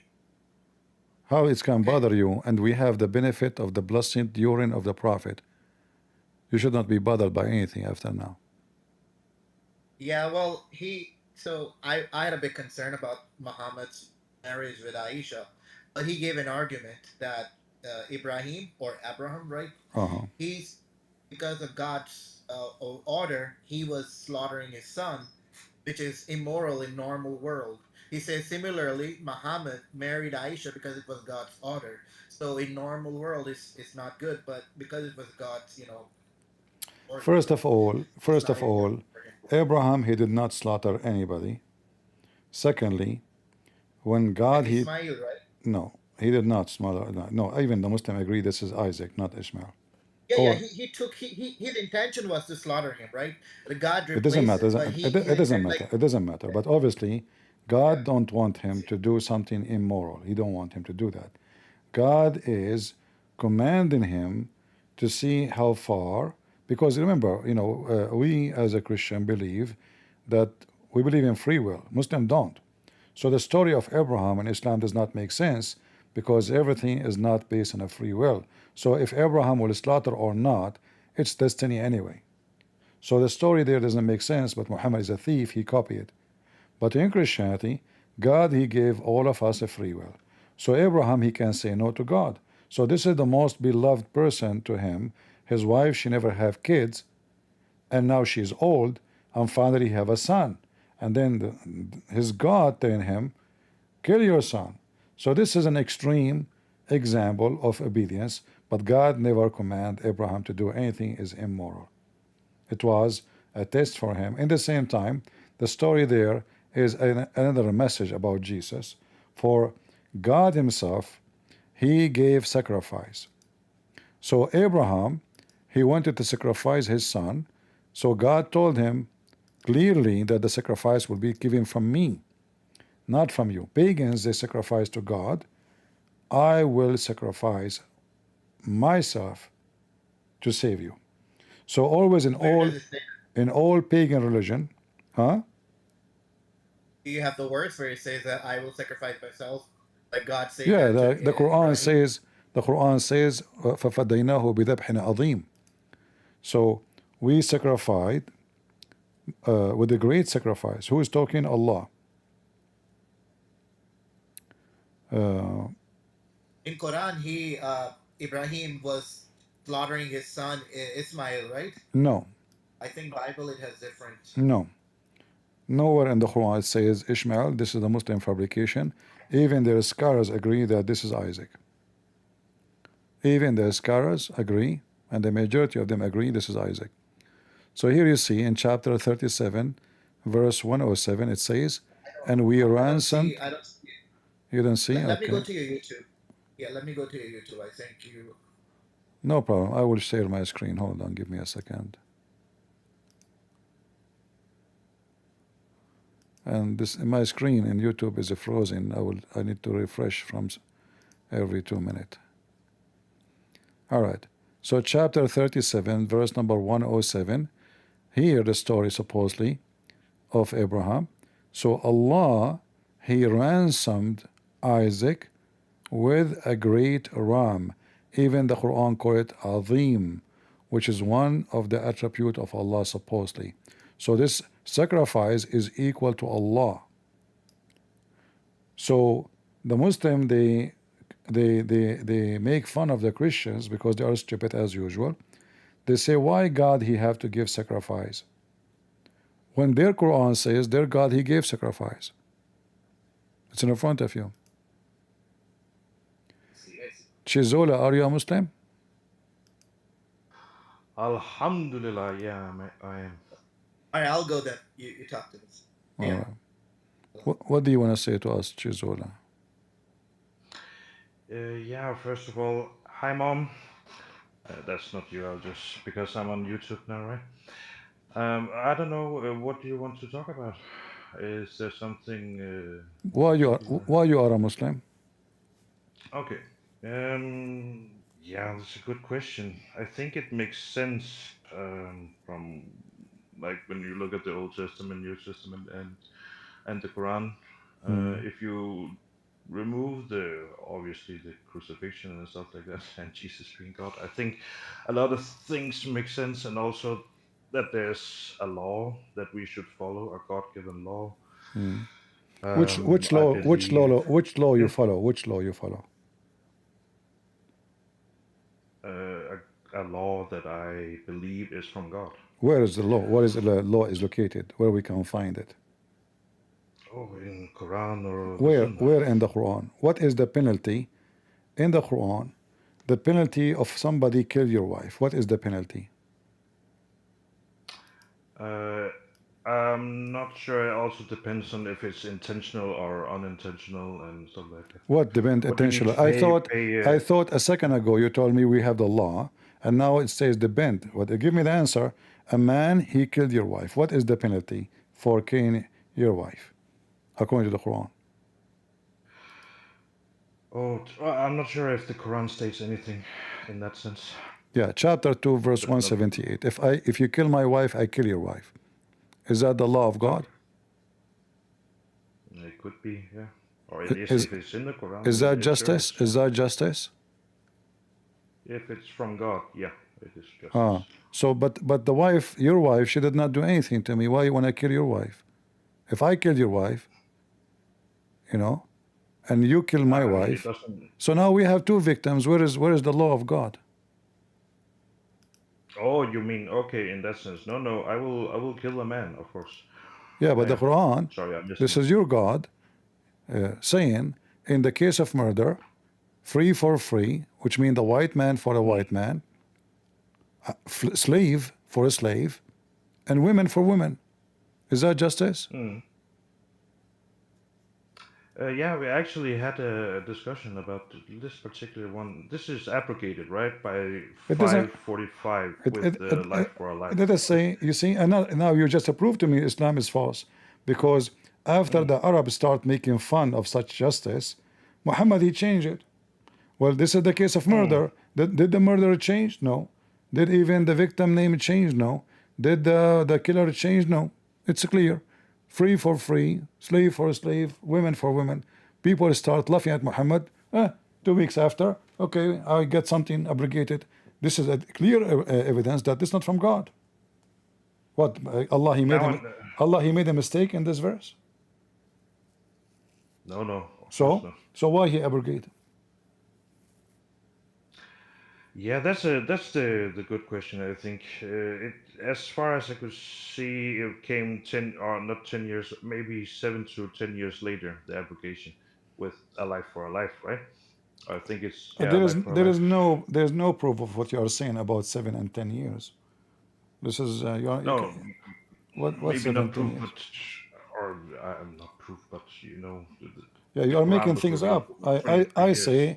I say this is just a few weeks. You know, you're a prophet, as an example. You're a prophet in the Quran. When the people they ask him why you change what your God says, by the morning, at night he give a verse. Second day he have a new verse abrogating the previous verse. Do you have proof for that how you claim? explain? Huh? Do you have proof for that claim that the next revelation came the day after? Sure. Chapter 2, verse number 106. You see my screen, right? Yeah. All right.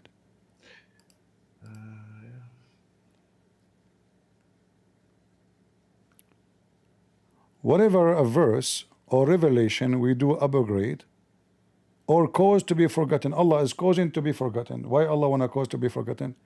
We bring better or one or similar. Okay, why Allah wanna make you forget it if it's going to be similar, and how Allah can bring better than His Quran? The Quran better than the Quran? Allah will bring better Quran than His Quran, similar to His Quran. So I say eat shish kebab, and then second day I eat similar. I say forget about the previous one, eat shish kebab. It's the same. Why you made me forget? Now, if you go to the interpretation, remember this is chapter 2, verse number 106. We will go to the interpretation, not my interpretation. Tafsir.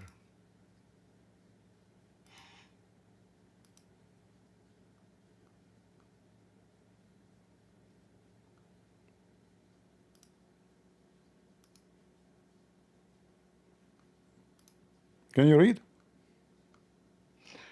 Yeah. Go ahead. The whole thing? Yeah, start from here. This is important. You asked me for the reference that he changed.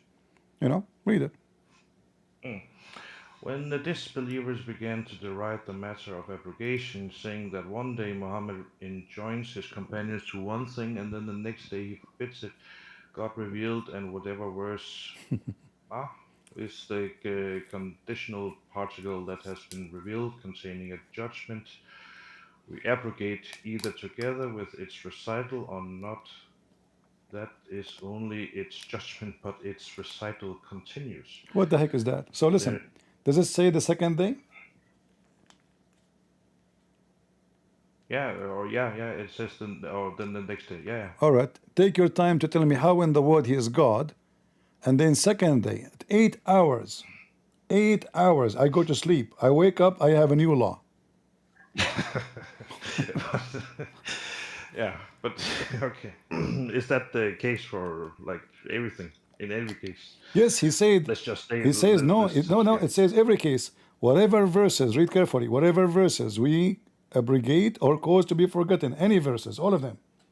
You know? Yeah. So you go to sleep. Muhammad says you can eat shish kebab. Second day in the morning, no shish kebab. You can eat pork. Second day in the morning, you cannot eat pork. You can do this, you cannot do that. You can do muta. Muhammad, he come with something else. So this is God, or this guy is coming from the laboratory trying to test things on people. Like, okay, take aspirin. Oh, aspirin did not work. Try antibiotic. That did not work. Use this. This is God. Yeah, I mean, that could easily be the case in some cases. Like, that's fine. Can you please just tell me what tafsir it was so I can look This into is the Jalalain. And this I is don't speak Arabic. and this is the official government website of the Kingdom of Jordan. All right.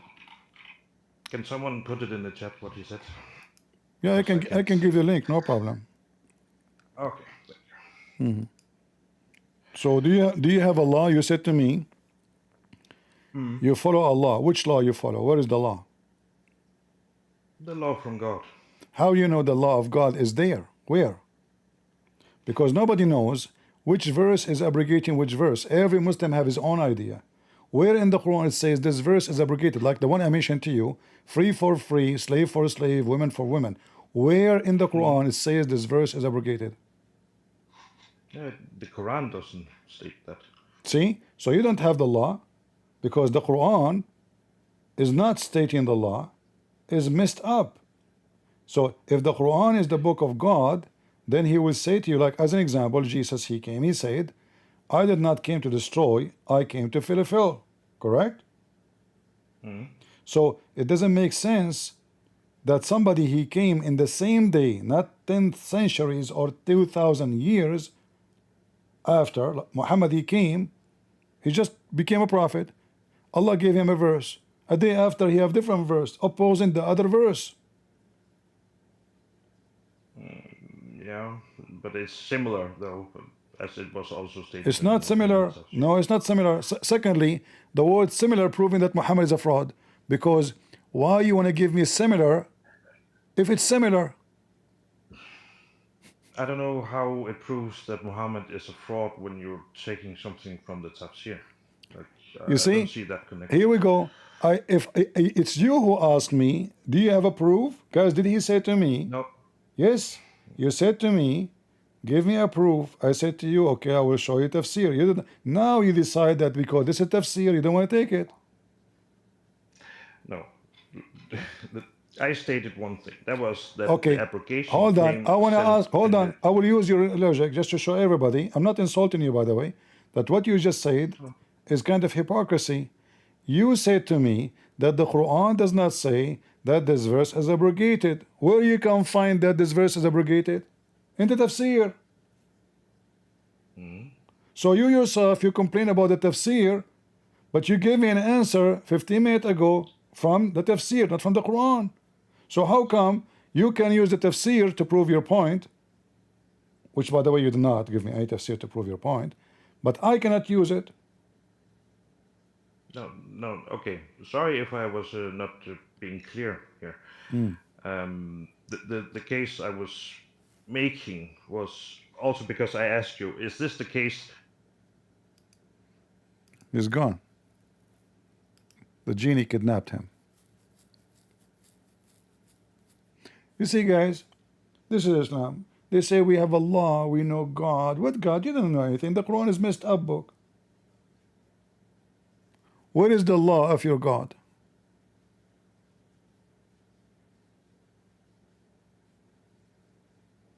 Where we can find it?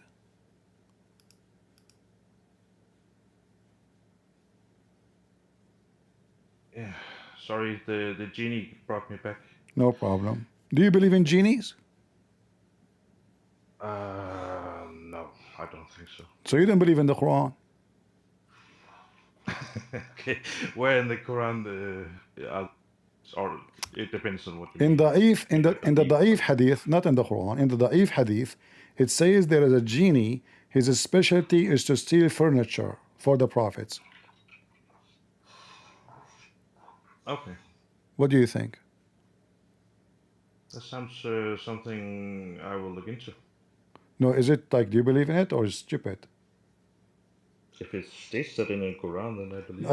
I did not say in the Quran. I said in the Da'if hadith. It says there is a genie. His specialty is to steal furniture. Okay, yeah, Why are you laughing? because it sounds funny. It sounds stupid, you mean? It's funny. It's stupid, you mean? When you say funny, it's stupid, right? Yeah, and All a genie that steals furniture. Yeah. All right. That's it. But by the way, this is the story in the Quran. Here we go. Yeah, yeah. You just laughed at the Quran, and you agreed that this is stupid. Chapter 27, verse number 39. Afreet, he want to steal the chair of Balqis. He's a thief. Prophet Solomon, he have a thief Afreet. His specialty is to steal furniture. Isn't it? This is beautiful. Where was it in Quran? Quran what? Chapter 27, the chapter of the ants, verse number 39. 39. Right. Perfect. Okay. And Ifrit, strong. Okay. The jinn said, I will bring it to you before you rise from the place. I am indeed strong as Joshua. This is what you could bring me. What? This makes no sense. I need more context in this. What? It's she have a nicer chair. The other genie, he told him, the bird actually, the hubhub, he told him she have a very nice chair, brother. We need to steal it. Suleiman, he said, who wanna bring me the chair? A Muslim genie. Sure, me. I am so fast. I'm Afrit, Mr. Afrit. You know Afrit? I don't know if you watch movies about Afrit. He's a genie who have a bald. He's a bald, but he have a little like the Chinese. You know, like they have like he's a massive, big, fat, with big head, and he have. Let me see if I can show you an image of the Afrit. But I can show it to you here. Actually, I can show it to you in YouTube. So Afrit is a person who is very bold. Very bold. Very bold, but he have little ponytail in the middle of his head. All right. Oh yeah, like from Aladdin. Yeah. This is Afrit. Thank you very much. This is where the story. The story coming from the previous, fairy tale stories.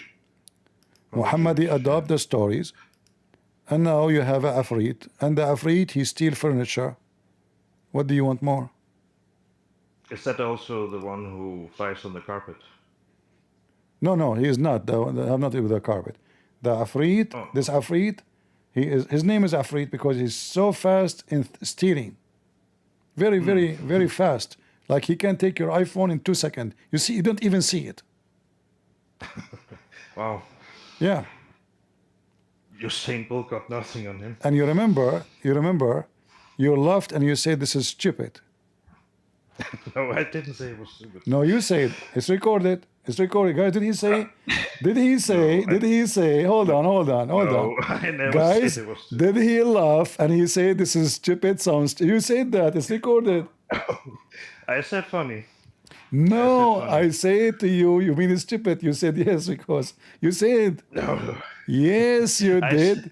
I said funny. Please, guys. No, please. you said funny when you thought it's in the Quran. Then I said to you, you see, I trick Muslims. I do that. I have to agree. Because Muslims, they change their answer depend what I say to them. If I say da'if hadith, he say, okay, da'if hadith.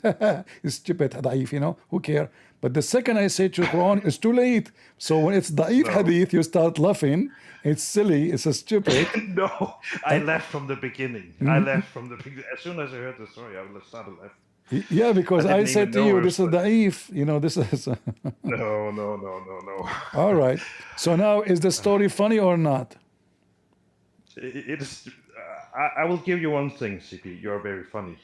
The way you are telling stories, you're a good, funny storyteller. You are. So that is like the So fun. what do you mean? I will. Which story is more funny, CP stories or the Afrit stories? Be honest with me. It's a tough one. I know. Uh, yeah.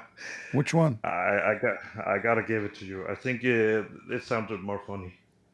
Okay, so you just made fun of the Quran and Allah, and you say to me we believe in Islam and Muhammad and the Quran and we have Allah. The law of thieves. Here we go. That even the Afrit. I mean, the women she have a chair. Why you want to steal it? Is that what God taught you? She did not go to war. She did not attack you. She did not do anything. Who wanna get me her a chair? I heard But what? Prophet of Allah. Your neighbor, I heard there is a neighbor in the seventh floor. He have a iPhone 19. iPhone 19? There's no iPhone 19 yet. I swear by Allah, I saw it. It says 19 on it. Okay, who wanna say it for me? Who is the Afrit? I'm here. Prophet of Allah. Give me a command before even you move your butt, you idiot. Before even it says there in the before even you move your butt, read it. Before you move your butt, I will get you the chair. Before you move your butt. Look how fast he is. I mean, look, I'm going to move my butt. Man, that's so fast. It's not even a second.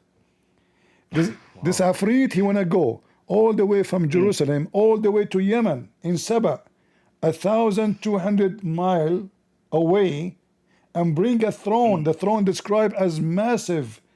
All of it is made of gold and diamonds. It's so heavy. But he will bring the chair before you move your butt. That is a butty story. Oh, but why does he want the chair? Thief. Like in the first. He's a thief. Oh, he's just a thief. Okay. So why not? I mean, what? Okay, you tell me why he want to take the chair of a woman. Yeah, I don't know. Okay, what if it's right seat? What if the Afrit say to him, or the bird, the hubhub? The story is funny. A little bird, he go and he spy, and according to the Muslims, according to the tafsir, that this bird can see under the water, under the ground. Really, he is the minister of agriculture. The bird, yes, he's the minister for Sulaiman.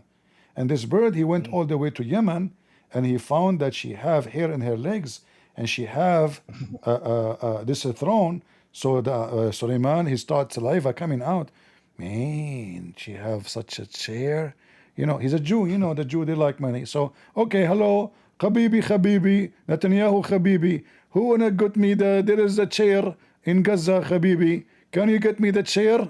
Okay, Habibi, send the Afrit from the IDF. Bingo. IDF Afrit, he take the F-35. He looked all over in Yemen. He could not find the chair. He found the Houthi. So do you want to be a Muslim? Yeah. Alhamdulillah. Subhanallah. Alhamdulillah. Are you sure you don't want to say Alhamdulillah to Afrit? No. No. There's only one God. No, there's only. Can your God go and bring a chair before you move your butt? Like the Afrit? I haven't seen him try, but I would Exactly. guess without Secondly, making sure. secondly, you say there's one God. What does that mean? One God. Yeah, that's funny, and I'm just joking a bit here with you, but it's typical. Only Christians have a hard time with the concept of one. Like, if you say one in any other context, it makes sense. But when we talk about one God, No, it's like, we what don't. do you We mean don't. by one? No, in Christianity, we don't use the word one. So you believe in several gods? No, or- we use the word echad. Echad is not exactly one. In fact, the Quran used the same word. Muhammad is copying the Bible. So if you go in the Quran, it says قُلْ هُوَ اللَّهُ أَحَدٌ echad. Allahu Samad. A Samad is an idol. A Samad is an idol. One of the idols the Arab they worship, and that is Allah. Allahu Samad. He don't have children. He never begotten because he's an idol. So this idol does not have any sons. So when the Muslim, when Muhammad he says, قُلْ هُوَ اللَّهُ أَحَدٌ, this is echad. Echad does not mean one. If you copy the same word, you see my screen? No, You don't see my screen. not on Discord at least. Yeah. All right, maybe my screen is connected here. Okay, disconnected. I don't know what's wrong with the internet. Discord. I keep making. All right, do you see it now? Yeah, it's coming at least. So This is the word ahad. Ahad does not mean one. As an example, you say ahada ashar, which mean one of 11, not one alone. So it have one of, not one. If you take the word ahad and you copy it and you paste in the search engine in the Quran, you will find it all over the Quran and always come as one of, not one. وَمَا يُعَلِّمَانِ مِنْ أَحَدٍ, and they teach nothing, none, except any of. You can read the translation. لَا نُفَرِّقُ بَيْنَ أَحَدٍ, we don't differentiate between any of them. So never was one, as it is one of. It can be one of two, it can be one of three, it can be one of four, etc. But it's not one as one person. Echad in the Hebrew is a unity, not one person. This is why the Bible says the man he leave his parents and he get married and he will become with his wife Echad. The same word used for God. Oh yeah, Israel, your God is Echad. So the man he leave his parents, his family, and he will become Echad with the women. So here the one is unity, is not about one person. The husband and the wife are two, correct? Yeah. All right. Now you yourself, you are two, at least. Is that correct? Oh yeah. If I'm married, yeah, sure. No, yeah. not I'm married. You yourself, you are at least two. No, I'm one. Okay. Do you have a flesh? Yeah. Do you have a soul? Yeah. Is the soul is the flesh? No. Is the flesh is a soul? No. But both of them they make echad. If one of them is missing, you are not exist.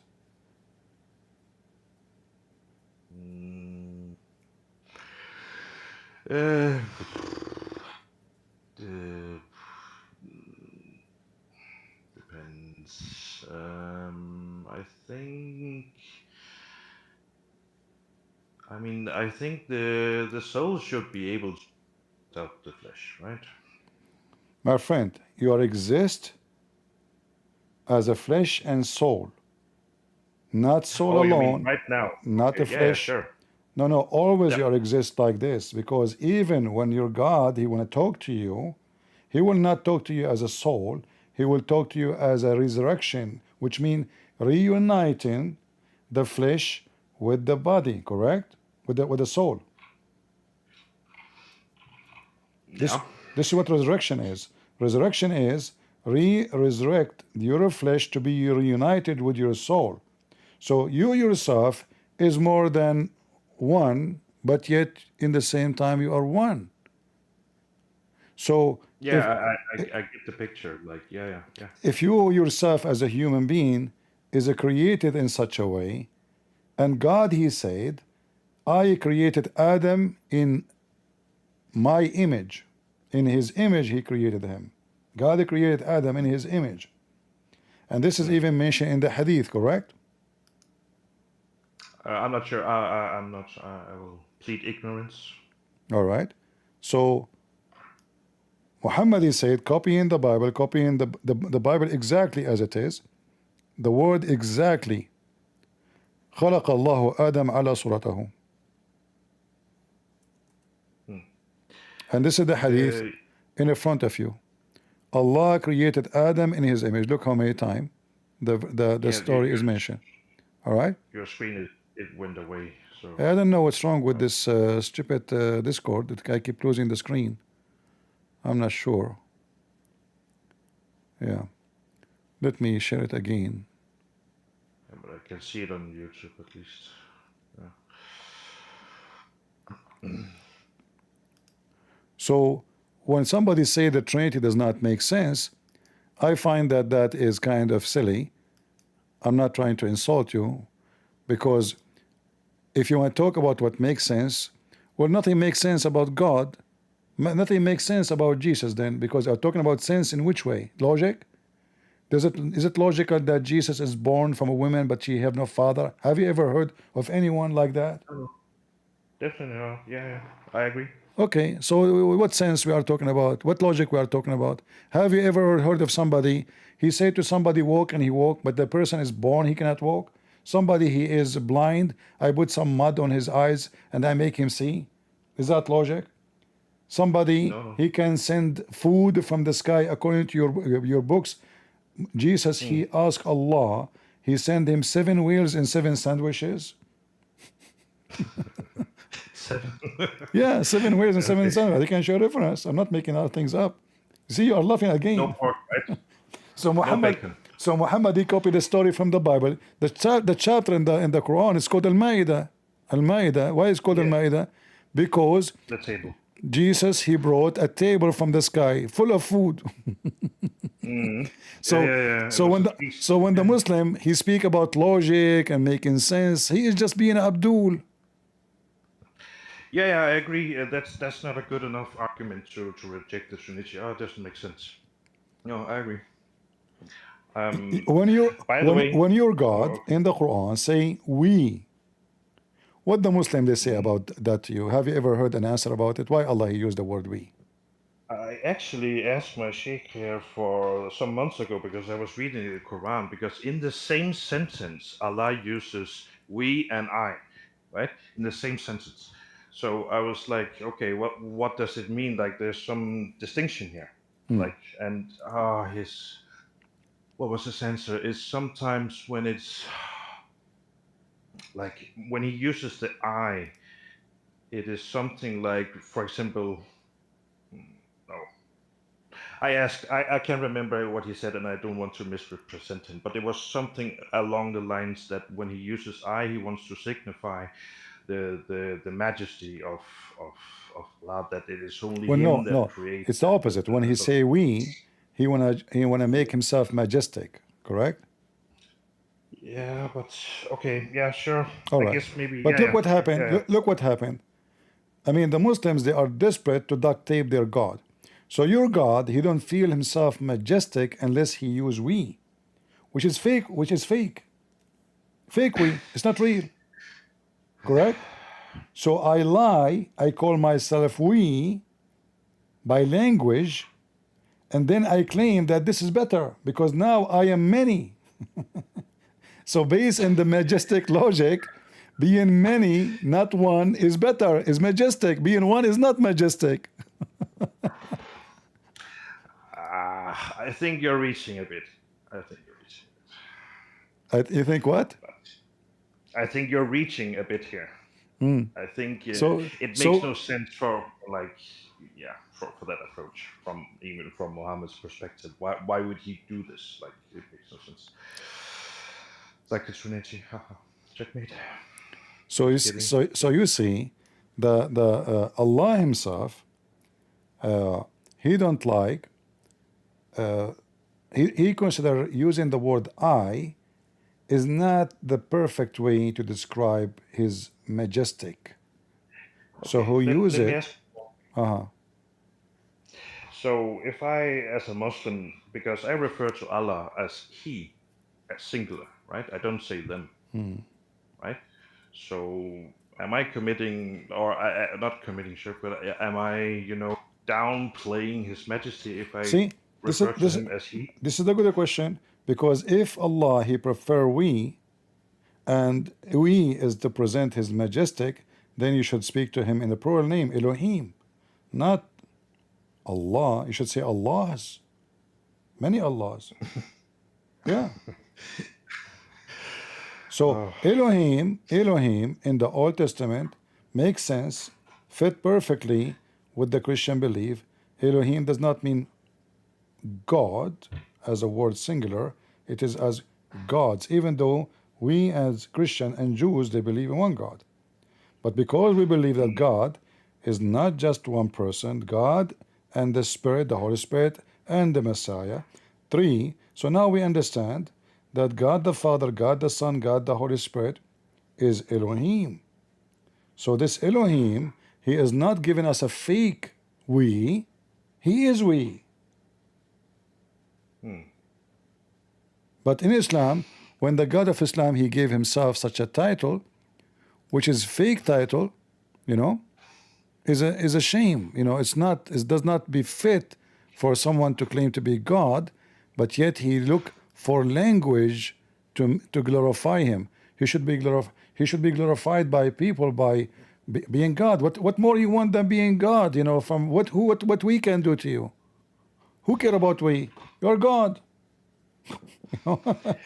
I mean, what more what is more higher than being God can make you higher? We?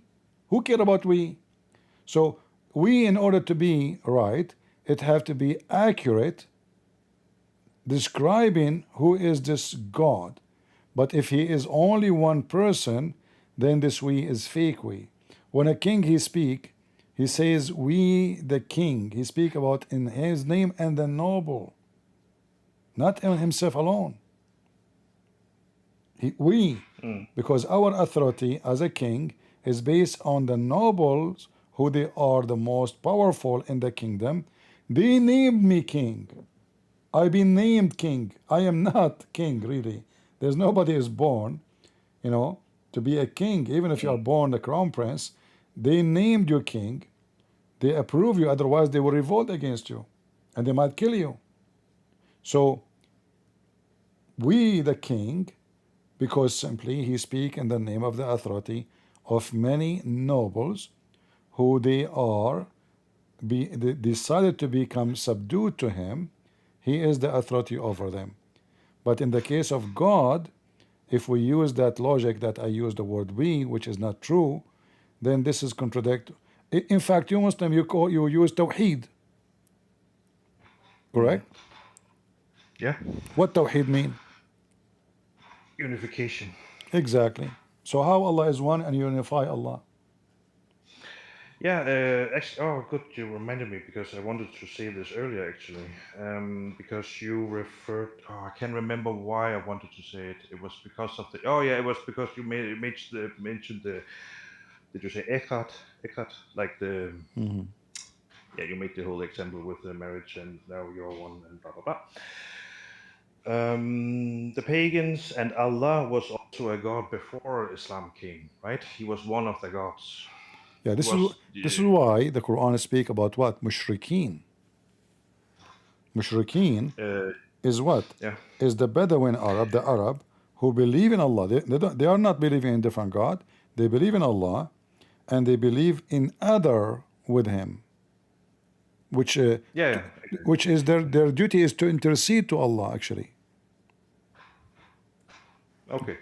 Yeah, I'm not sure. I'm not read so too much into it, but I'm just thinking. Okay, it makes sense for Muhammad to say, okay, Tawheed. Or I'm not sure if Muhammad came up with the term Tawheed, but okay, that there's one God. It is to collect all the gods into one, right? So it's a unification of all the gods. That it is only Allah who can do all these things. That is my, take on it. You see, you are trying just to find a solution for a big problem, because if you use the word Tawheed, either you have to admit that this is wrong, because you cannot unify fake with real. Can we?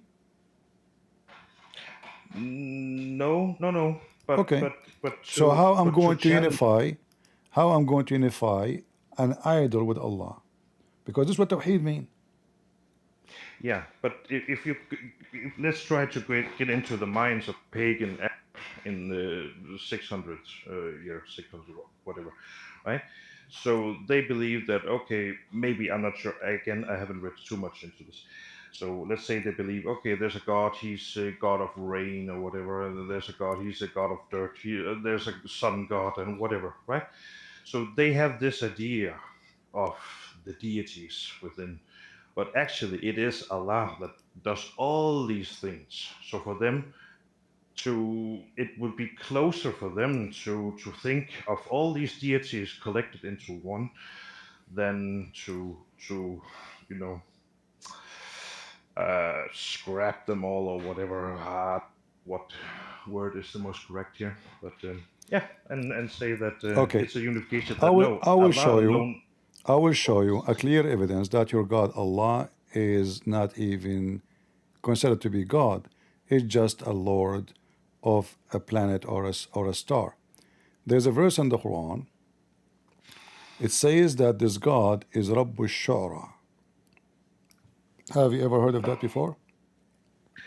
It rings a bell, maybe, but no. Yeah. All right. You don't see my screen right now, right? And not on Discord, at least. Yeah, something wrong with Discord too. Let me share it again. The sound issues also. All right. So here it says, chapter of An-Najm. An-Najm means a star. A star. So, and he is the Lord of Ash-Shara. What is Ash-Shara?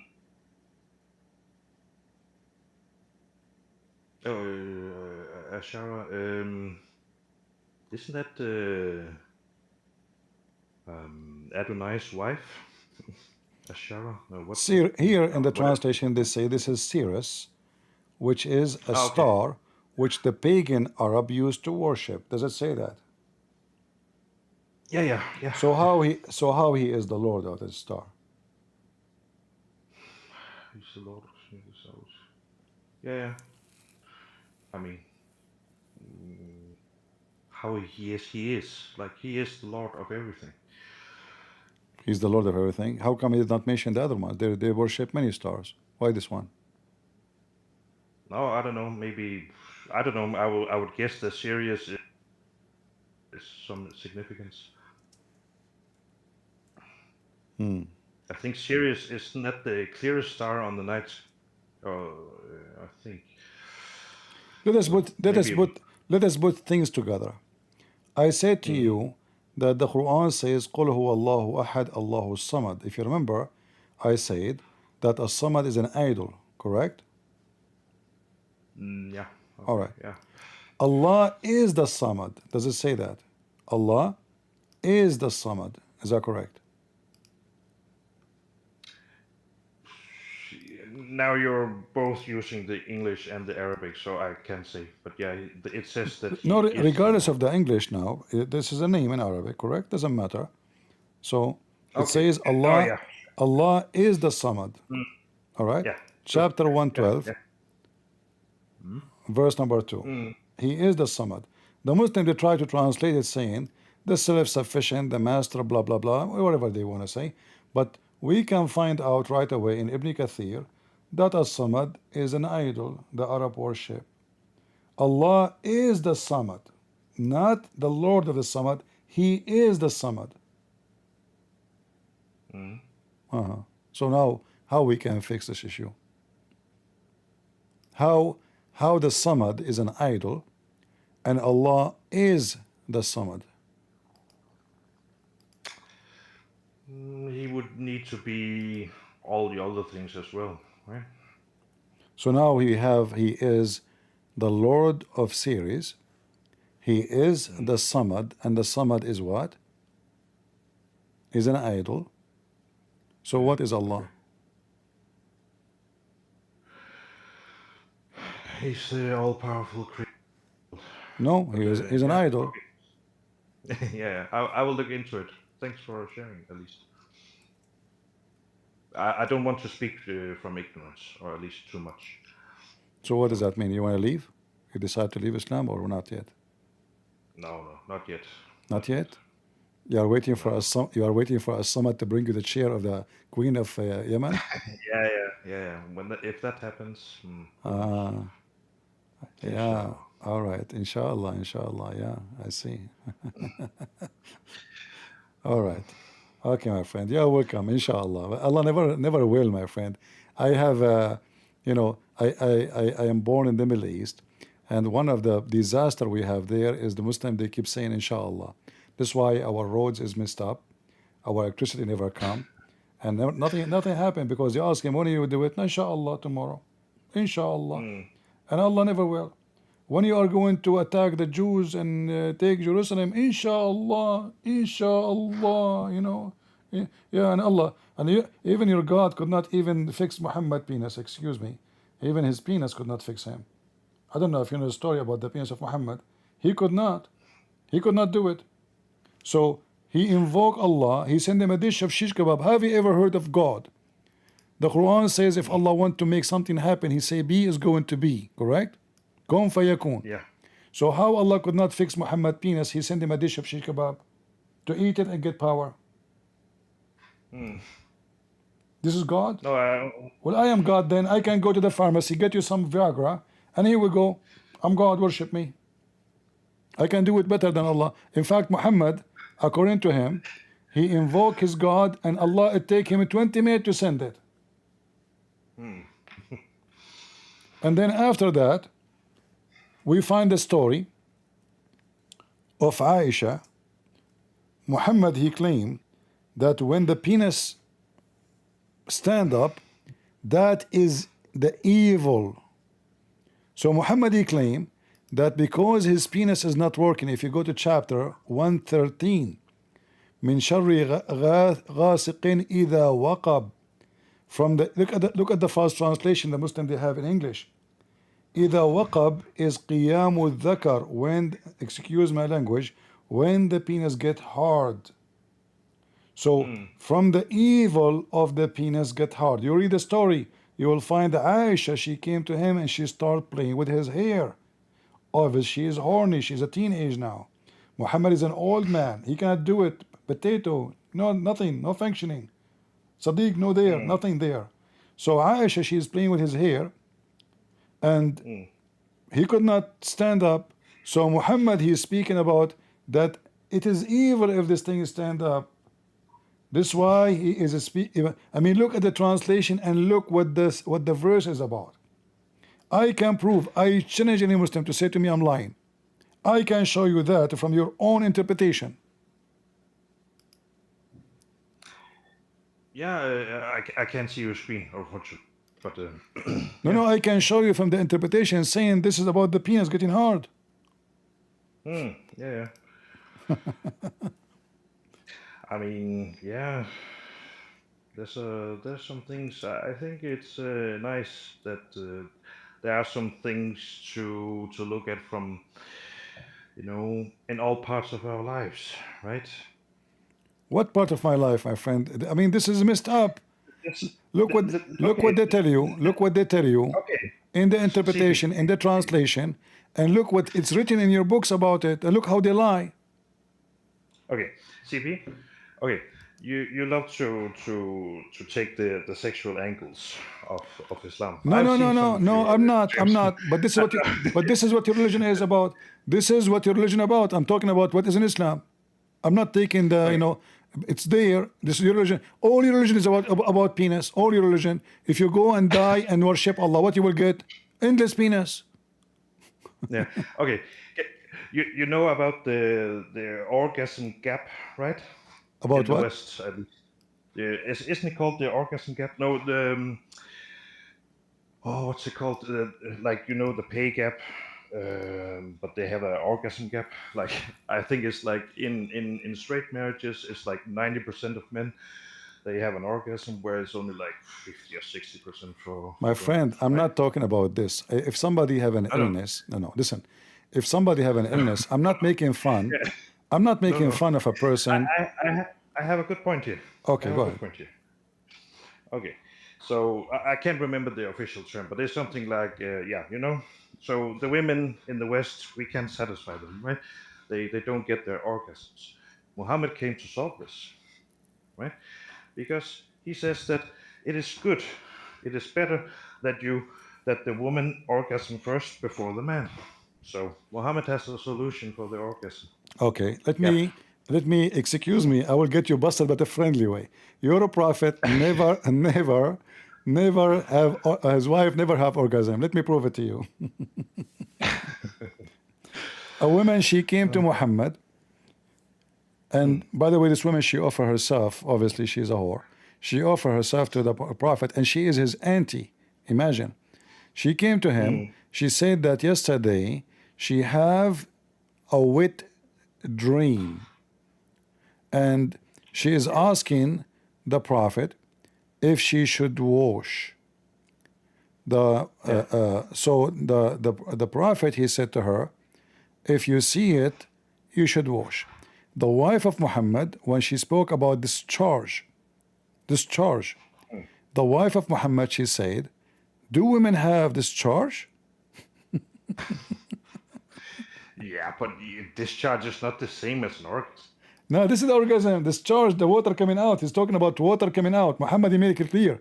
He said the water of the man is white and thick, and the water of the woman is thin and yellow.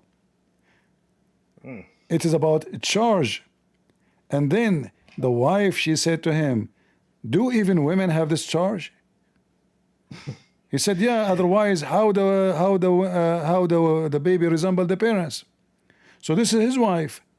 If Muhammad making his wife have an orgasm, then why his wife, she is saying, do women have orgasm?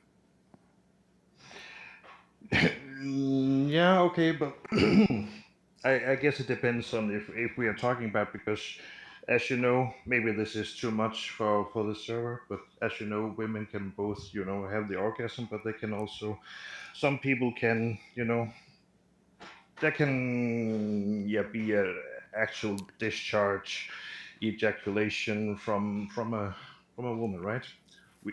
We call it in the fancy. I feel really sorry for you. You are trying your best. You are out of duct tape. But let me show you something very funny. According to science, if you have orgasm first, you said it's nice if the women have orgasm first. Why it's nice?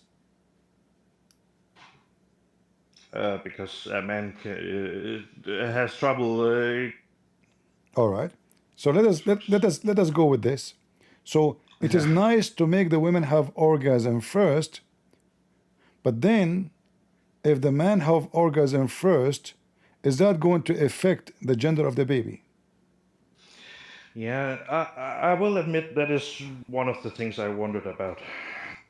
Why did Muhammad but yeah, I don't know. From a science perspective, it doesn't really make sense.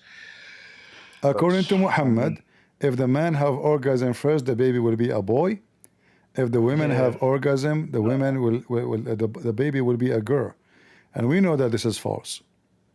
Isn't it just resemble? It's not that the gender. Isn't it just resemble? No, it's about gender. You want to get you busted? Oh. Friendly? No. Don't try that with me. Would not work. Would not work. No. I didn't try anything. I'm trying to. Yeah. No, okay. I just thought the hadith said resemble. No, resemble here is about the boy. I can show you that it says boy clearly. Boy. So the Jews, actually, the one behind this is the Jews. They came to Muhammad. They always make fun of him, and he is just a fool. He take the trap. So they say, hey, Muhammad, which one? If the wife she come, how the baby resemble the parents? So Muhammad now he want to be genius. So he come with a solution. If the man have orgasm first, the baby will be a boy. If the women have orgasm first, the baby will be a girl. But we know that Muslim women, they can't have orgasm because they do circumcision for them. They cut the clitoris. Yeah, that's not Islamic. No, this is Islamic. It doesn't. No. Huh? No. This is okay. Let's not get into this topic though. Why not? Why not? This is Islamic. Don't make things up. Otherwise, I will call. Okay. Otherwise, I will call the Afrit for you. What do you mean? Don't go there. Yeah. No. It's not like that. Oh, please don't. It's more like we're switching topics because I know that female circumcision is not something that at least is practiced among Muslims. It's a more of a cultural thing.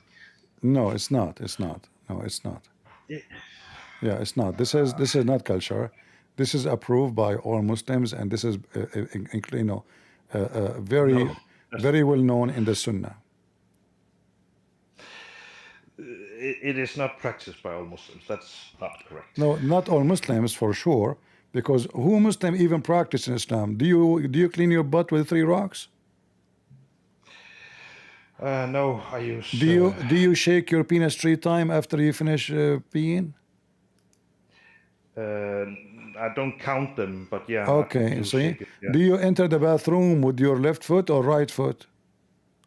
No, I've not started practicing that one. See, according to Muhammad, Shaitan will play with your anus now. Do you have any experience? Yeah. So don't go there. There's no Muslim practice Islam. Who practice Islam? Nobody practice Islam. Muhammad, Okay, he said, okay. if a woman she take hair from her eye, from her face, Allah will curse her.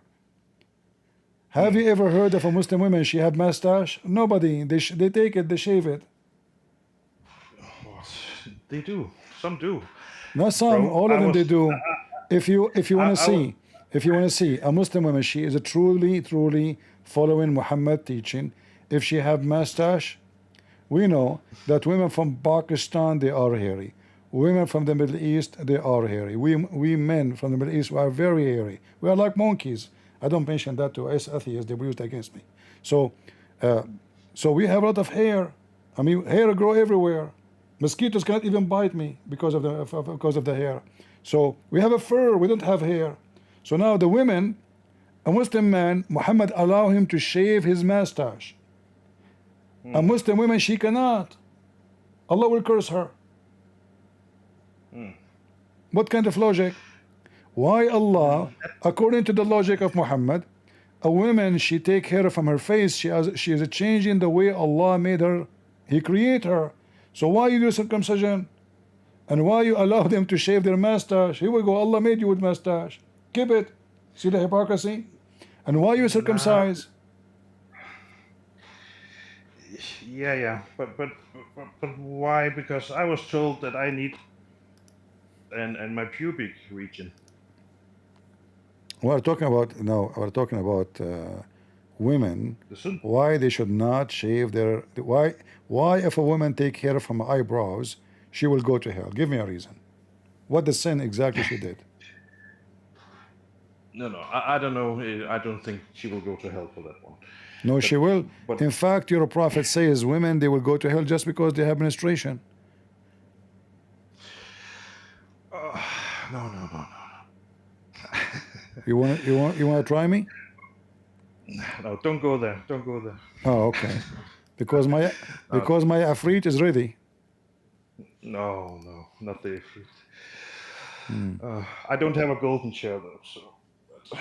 Doesn't matter. We are Arab. We are thieves. We steal anything, even if you have no chair made of gold. Just because of a chair, we will like it.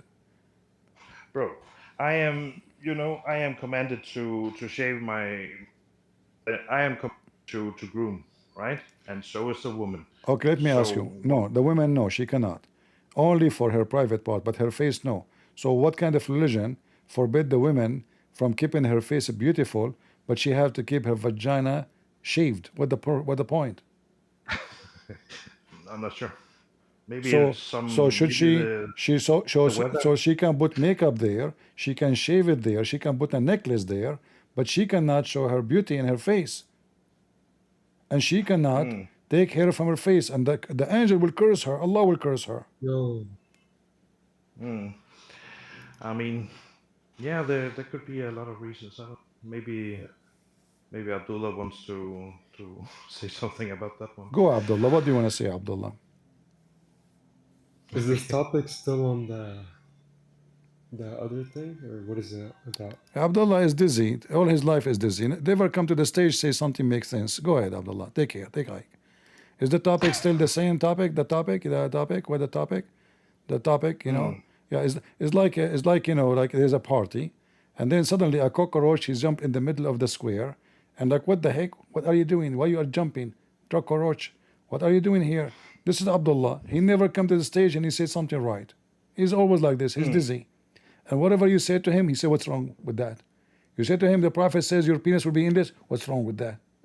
The Prophet says your wife will be in heaven, her butt will be 1 mile. He will say, what's wrong with that? You know? So we get the answer. Nothing wrong with that. You know? Abdullah. Okay. So I gotten all the questions so far. All right. Thank you for joining us. Welcome anytime. Anytime I want to bring you here, by the way, you cannot run away. I can bring you from the Afrit. Afrit, he worked for me. Okay. Oh. Hold on, before you go, I have a caller. Hold on. Hello? Get the breath. First of all, you are nothing to him. You are lying to him in everything you said. Zakir Naik, I lie about what? You said that his penis will be endless. That is stupid to say. Zakir Naik and can show the reference. Exactly. The reference says his penis will be endless, not his penis. This is the penis of every Muslim, not only his penis, including my penis. Sorry. I thought, I'm not saying his penis only, I'm saying every Muslim penis. Exactly. So from now on, correct yourself and don't lie. You should say every Muslim penis is going to be endless. Zakir Naik, I mean, you yourself, you are not even 5 foot tall, and you don't have shoulders, yet your penis will be endless. And by the way, you will be 90 kilometers tall. How you explain that to me? Good friends, first of all, very simple. If you go to eat in Italy, you will see that they love macaroni. We will be macaroni. I will be macaroni. Did you know the song, This is the Macaroni? Get lost. Anyway, my friend, take care. Yeah. All right. All right. Yeah. You too. And remember the orgasm gap. Muhammad solved it. Muhammad solved what?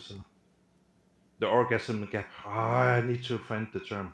Okay. So solve it. He solved it. He solved everything. Yeah. He does. He could not fix his penis, my friend. Don't go there. I can show you. Want to show you?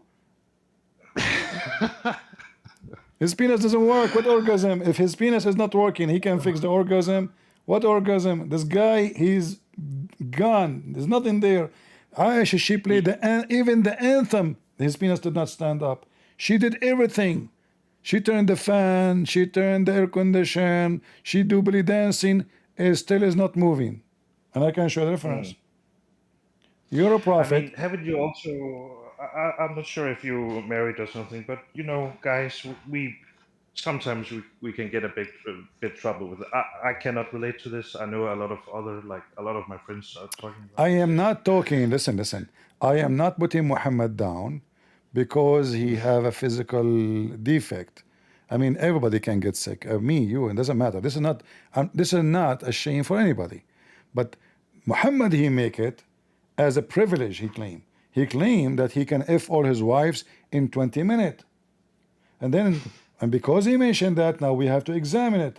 And it turned to be false. He could not even touch them. So if I go, and what kind of a man, he claimed to be a prophet of God, he go around, he tell his companions, guys, yesterday I was doing boom boom to all of them. Oh, prophet of Allah, how he can handle it? Me, you don't know me. I'm so good, man. I'm so good. And then the women, they start talking, they ask Aisha, did he yesterday? Oh no, he did not touch us. Not even one of us, really. And then they have to come with the lie. It says that the prophet was bewitched, so he imagined himself having intercourse. In fact, he did not. And as usual, he blamed the Jews. Yeah. Who is the one? Who is the one who defeated the penis of Muhammad? The Jews. Right?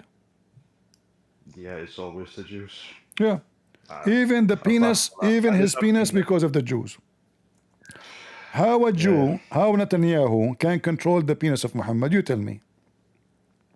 Yeah, I don't know. He's a very powerful man. The Jews are very powerful. You know, the IDF, they can control any penis in the world. You know. You see, even America, they bend over backwards for. Oh, he's very powerful. He has that power. Who? America, they bend over backwards for Bibi, so he can have his way. You know, you can understand it as you wish, but the way I see it, that both they share a lot of benefit together, and the American, they understand that all the Arab, they will betray them as soon as they don't need them, you know. So the Israeli, because they have no friends and they have a lot of enemies, they have no other choice except America too.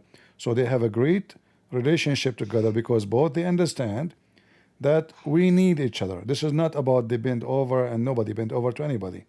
But this is about between countries, it's not emotional, the reasoning, it is beneficial. So what is beneficial for them is going to decide their politics. So if Israel one day they found that China would do better to them than America, they would switch to China. You know, that's not about you know, the Arab today, they are switching to Israel because they notice that Israel is the one who can protect them from Iran. Your prophet himself, he bowed down to the Jews. He's a Zionist in somehow. When he is in the beginning, he was trying to make the Jews happy, so he did everything the Jews want. But when he could not even convince 10 Jews, in the hadith says, if I was able to convince 10 Jews, all the Jews convert. He could not convince 10 Jews. Big failure. I mean, they are stubborn. Even the Christians. No, this is not about being miss. stubborn. You see, all the disciples of Jesus are Jews.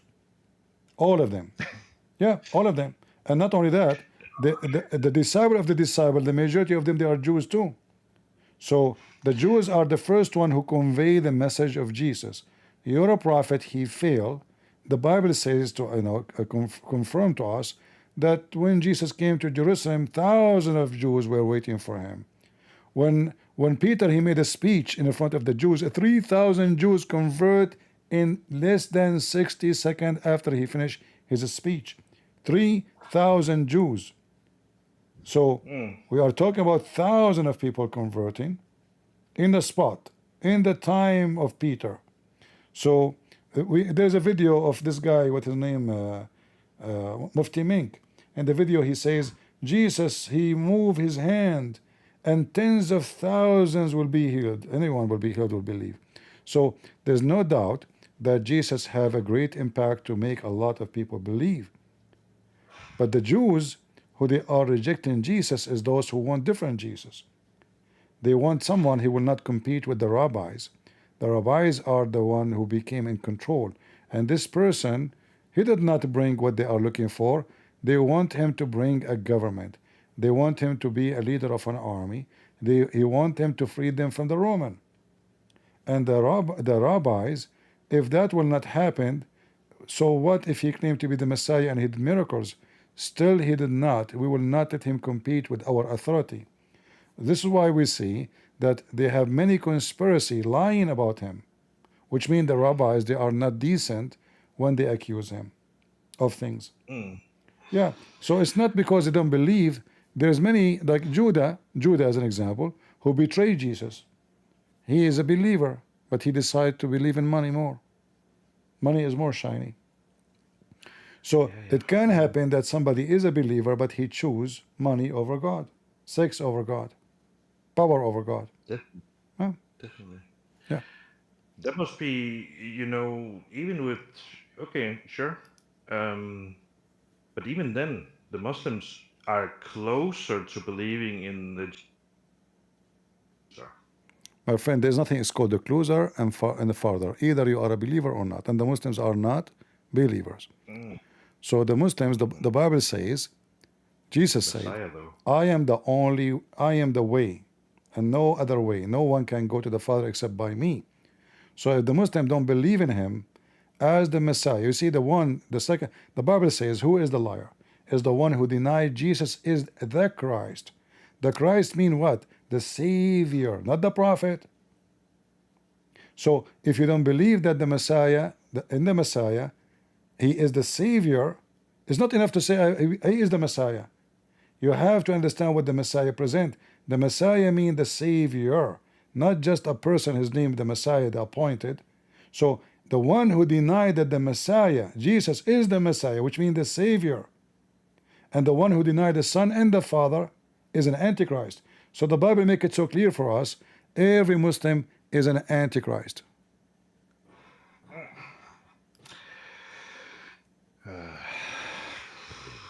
And Jews and atheists and doesn't matter. Those names doesn't make any difference. Anyone who denied Jesus. I just wanted you to point out, as you said, Muslims are antichrists. Absolutely, Jesus, so they burn churches more than anyone else. They kill Christians more than anyone else. They attack, they burn, they kidnap, they torture Christians, they discriminate Christians more than anyone else. Yet they claim that they believe in Jesus. So my friend, Satan did not even do to Christians what the Muslims do. So Muslims are more satanic than Satan himself.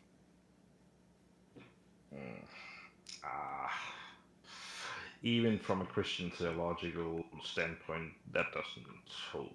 I am the one who speaks to you. I'm the Christian. I'm not the Hindu.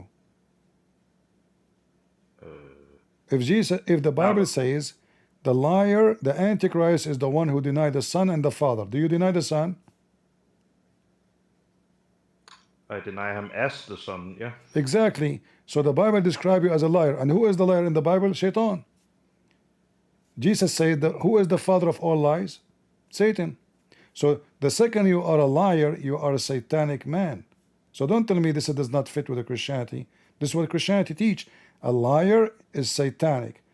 Satan is the father of all lies. So when you believe in the lies of Muhammad, you are satanic. Your God is not Jesus, is not the Father, is not the Son, is not the Holy Spirit. Your God is the father of all lies, and that is Muhammad. Yeah, but you made the claim that Muslims are more satanic than Satan himself. Exactly. Which I find okay. Tell me what the most ugly thing Satan can teach you. Oh, the most ugly thing. I don't know. Actually, like not to believe in God, I guess, or something. Like because then you are doomed to hell, right? So I think No. that would be First the of all, most, like. you see, not to believe in God. Which God? You should say not to believe in the true God, because there's many gods. The Hindus they have millions of gods, 35 million gods. So when you say not to believe in God, that is very silly. I'm not trying to be rude to you, but who cares if you believe in God or not, but you don't follow God? So if you are a Muslim, do you follow God? No. You are not following God, because God, He teach you good ethic. God don't teach you to get and dance happy because you killed somebody. God will not give you a pleasure, as the Quran says, because you cut the fingers. Torture, cut fingers, imagine, cut fingers and hands, crucify them, and that will make Allah and the Muslims happy. That is not God. God will not be happy because you are killing a human being just because he did not hurt you, he did not do anything to you, just because he didn't agree with you. God will be happy if you speak to him. If you try to bring him to the religion, he don't agree, it's his business. God will punish him. But your God, he cannot punish the guy. So he says, قاتلوهم يعذبهم الله بأيديكم. Fight them, kill them. Allah will punish them by your hands. Allah cannot punish us, and that is Muhammad. So when Muhammad, he claimed to be a prophet, his God could not do anything. He need Muslims to do everything. My God, he do everything. My duty is to follow him and to be holy, which means I work in myself to follow him by step, as Jesus he did. Stay away from killing, fornicating, lying, hurting people, and then believing. A person who believes in Jesus, but he don't do the fruit of Jesus, is no Christian. That's why the Bible says, faith without the fruits is dead faith. In Islam, you do not need the fruits because you believe in destiny. Same time you go and kiss the black stone, it erases all your sin. If you say Bismillah wa bihamdihi 100 times, all your sin is forgiven. How easy. So you do not, yeah, so you do not even need to do any good. Just say 100 times Bismillahi wa bihamdihi, and that's it. It's gone. But who will do that, though? You need to Muhammad. ask that question. Muhammad will do that. No, I mean, who will go around killing people, innocent people? Muhammad will do that. Muhammad killing innocent people. Muhammad rape innocent people. Muhammad steal. I mean, as you see, your God, he have a free to steal furniture of people. Yeah, I guess there's no limits for what he will do. Yeah, he's a thief, you know. Yeah. But even then, there's a lot of a lot of things to consider. Like if you steal in Islam, the common understanding is that okay, your hand can be cut off, but that's not that simple, right? My friend, what is the punishment when you say your hand will be cutting off, and that's simple? What is the limit to cut? Is it true if you steal an egg, I cut your hand? No. Huh? Not necessarily. It depends on a lot of things, but you will not. If you steal, for example, if you are hungry, your hand will not be cut off. Somebody steal an egg. He steal it for what? To sit on it? Could be, I don't know. Maybe he just hates the guy who sells it. He steal an egg, one egg. Either this is Al Bukhari, the one, and Sahih Muslim, the one who steal an egg or a robe, he will be cut his hand off. A person who steal one egg, not 10 eggs. Obviously, he is hungry. In the Bible, no. A person who steal for hunger, for his starving, no punishment. No punishment. Because the people are not doing their job to keep this person from hunger. Otherwise, he won't steal.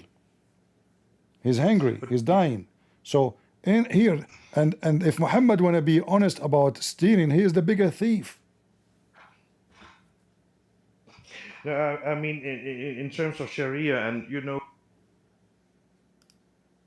right? What you know? Yeah, like there's a lot of conditions for someone to be No, punished by. there's no condition. As you see, one egg. If you steal an egg, your hand will be cut off. Sure, that happened. That's fine. Yeah. But today in Islam and how the Sharia is put into practice. What do you mean today? So if you are not following Islam, you are saying you are a better person now? Thank you very much. So you are saying to me, yeah, you are saying to me, oh, today we don't follow this. Thank you very much. Okay. Yeah. That's not Yeah. Yeah. No. No, I said the Sharia. If you follow the Sharia and this concept of hudud, then there are conditions to all these things. Like in There's Hindu, no condition. If the condition is there, if he steal an egg. This is the condition. I will show you a story about my cousin. My cousin is a very, very weird thief, you know. He stole first time, they cut his hand. He stole second time, they cut his right hand first time. Then they cut his left foot, the other direction. Then he stole the third time, they cut his left hand. And then he stole fourth time, and they cut his right foot. And then he stole his fifth time. So how he stole the fifth time, do you know? Yeah, let me guess. The penis. Exactly. Are you laughing at your prophet? This is the story. This is a story in the front of your eyes. This is what your prophet claimed. That this guy, he stole 5 times. 5 times. Did he use his penis to steal? So they cut his right hand. The guy, he came, he said to them, they said to him, prophet, he didn't steal. He said, okay, kill him. I told him, but he stole, did not do anything else. So okay, cut his hand. They brought him second time. He cut his, his left leg. He came third time, he stole. They cut his other hand. He came fourth time. They cut that. So now he have no hands. He have no feet. And then he came and he stole and he steal for the 5th time. You said it yourself. Maybe he used his penis. Yeah. The story in front of you. But how did he steal actually if he didn't? His penis. It's you who said that. I will take your word for granted. His penis. No. I mean, like, how was he able to steal when he didn't have hands after the second? This is your religion. Your religion is full of stories, stupid stories. Who in the world want to believe such a garbage? The guy, he have no more hands, no more feet. He cannot move. How in the world he can steal? Why does he keep stealing though? That's weird. This, my friend, let us say he liked to steal, but the guy, I cut his hands. I mean, you see, the story is so dummy and so stupid. They want to make Muhammad a prophet, so he told you from the beginning, kill him. I told you, kill him.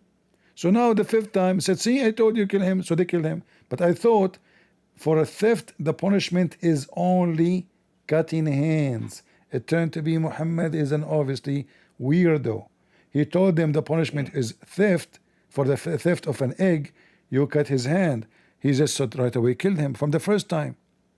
Kill him. He did not say cut his hand. And then the story continue, and the story becomes so funny. And this is the reference in the front of your eyes. Yeah, yeah, that's how it do be. Like, I mean, after losing both your hands and feet, maybe it's a good idea not to procreate after that one. Like, he doesn't learn, obviously. But how he can steal? Don't you think this story is a fiction story, and the Muslims are making up stories? I don't know. It would be weird to make this story up, though, I want to because invite you to my home, but I want to be sure you have no hands and your legs, and I want to see if you will steal my phone or anything. You know? yeah. Yeah, maybe he was welcome after that. Yeah. For how long you will keep doing duct tape to Muhammad? Oh, until I don't believe that he is a prophet of Allah. After all of And this, you don't so believe, far, really? I still believe that he's a prophet of Allah. Yeah. Okay, I will give you one more you- chance. You just said, I believe he's a prophet of Allah. Give me a prophecy he said from Allah, it come to be true. There was the Roman Empire thing. I know he missed it with a few years, but yeah. No. Was First of that one? all, not only he missed it with a few years, in fact, he made the prophecy after it happened. You want to see? No. La la Okay, la yeah, la. sure. I said no.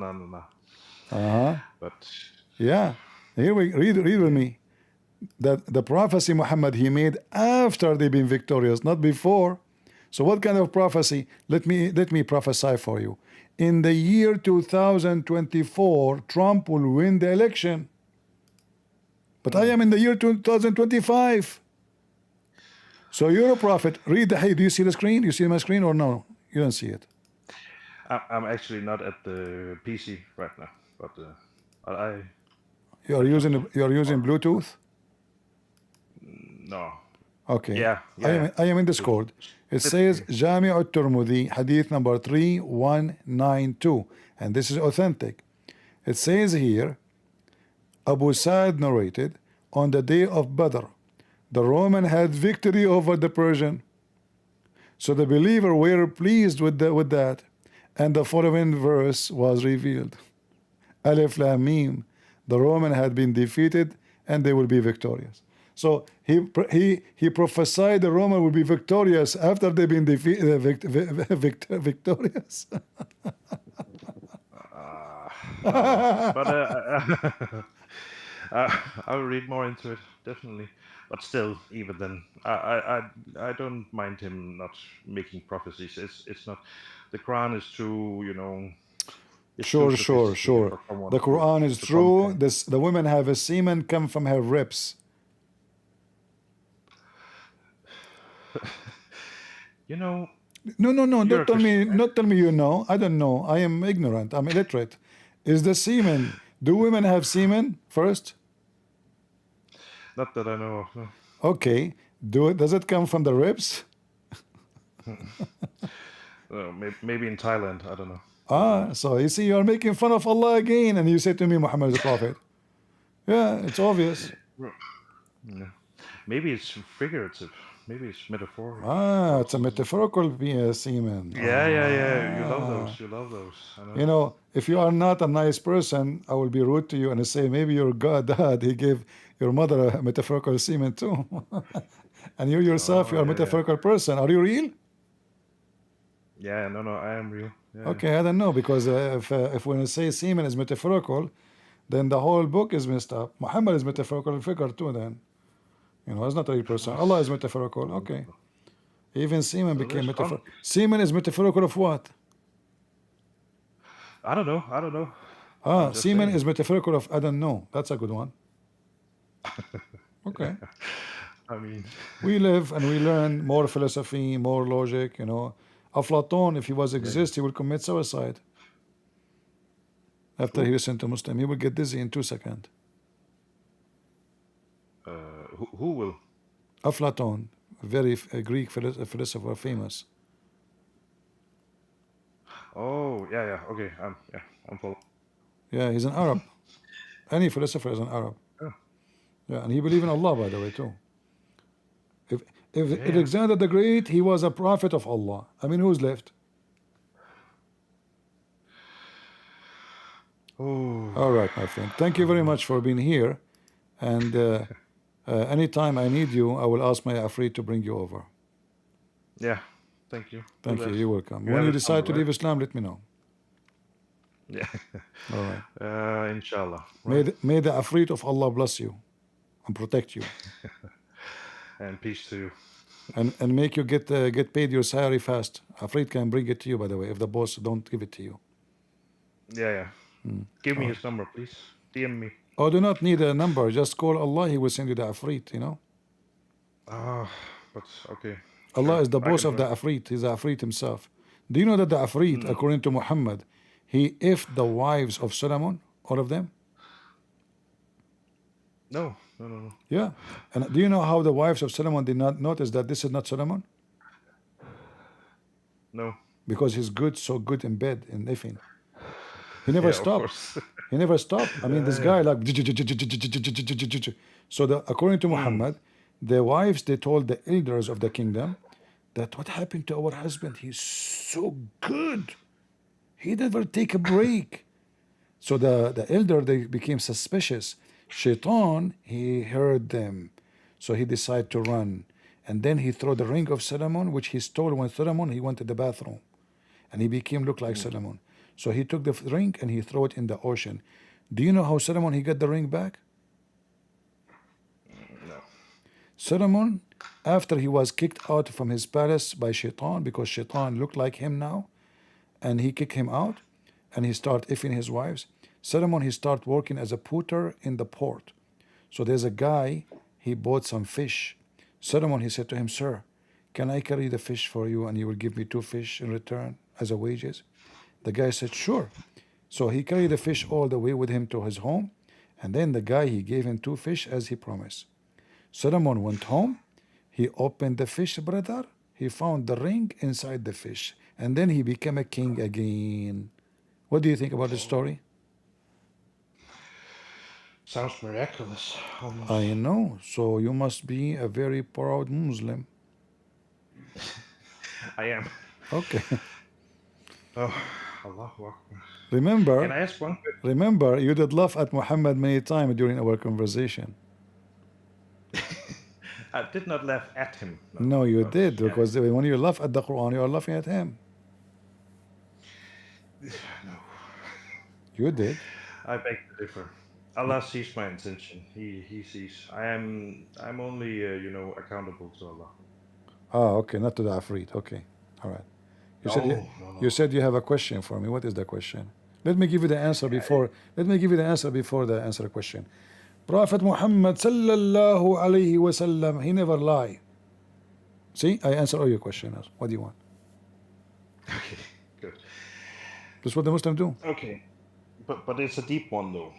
This is a deep So one. yeah. Are we going to Yeah, talk about diving? no, not this. No, Yeah, I because don't there is a verse dive. in the Quran about diving in the ocean to steal furniture and to steal jewelries. Can I show you the verse? Is it Afrit? Is he on the loose? Yeah, this is other Afrit. He's a diver. His specialty is to Mm, dive. Yeah, okay. and he dive and he get jewelries and rubies for Prophet Solomon. This is why the Jews are rich. They have the Afrit. So what is Mm, your question? Go ahead before we finish today. yeah. Um. Okay, and it's about the Trinity, right? Mm-hmm. So let's just get your like belief before I like yeah. Okay, so you believe in the Trinity, right? Mm-hmm. Yeah. Your mic is a bit low, I think. My mic is low. No, it's fine now. It's fine now. Okay. Okay. So you believe in Trinity. So Jesus, the Father, the Son, the Holy Spirit are God, right? One. Mm-hmm. Mm-hmm. So are they independent? Are they God independent of each other? You see the word independent, not independent. This is a human being trying to be smart, supposedly. What independent mean? Explain to me what that mean. Not relying on the other. How one To, God can we use that term independent if he is one God anyway? yeah, I mean, yeah, I Being think we one, can within it. being one already, being one already, it's mean this God is independent from anything. So we can say this as if we are dividing them. We cannot divide. One God is one God. So are you saying can God be independent from other God? We don't have two gods. We have one God. So the logic is awkward and broken. Like Okay, if I say to you now, is your soul independent from your flesh? Is it? yeah, No, it's not. Because your life given the life given into the flesh is by when you receive the soul. So both together is you. The flesh will not be giving life if there is no soul. And the soul will not be able to be seen without the flesh. So the but my soul give life to the flesh, the flesh give visual of existence to the soul. So Jesus is the visible image of the invisible God. So your flesh is the visible image of the invisible soul. And you are sure. there's no independent here from other things. All of you is dependent in your existence to God. But in the case of God, the story is different because the soul, the spirit, the Father, the Son still is one God. So when somebody tries to play the game saying, are they dependent, independent? This is silly because does not go to God. This is why when Jesus command, is he commanding because he is the Father, or because Jesus says everything I have given to me from the Father? So the Christian believe that Jesus is born from the Father. What does that mean? He is the Word. The Word became a flesh. So the Word of God is God. The act of God is God. The Spirit of God is God. So when Jesus came to this earth, he is the Word. He is the Word, the life and the act. All is God. All is one. So I cannot see the Father. The Bible says no one can see God the way he is and live. So God humbled himself so we can see him visually. Your soul Hmm. cannot be seen unless you have a flesh. The second your flesh is destroyed, communication is gone. You cannot talk to your soul. I cannot communicate with your soul. However, you is talking to me because you have a soul, not because you have a flesh.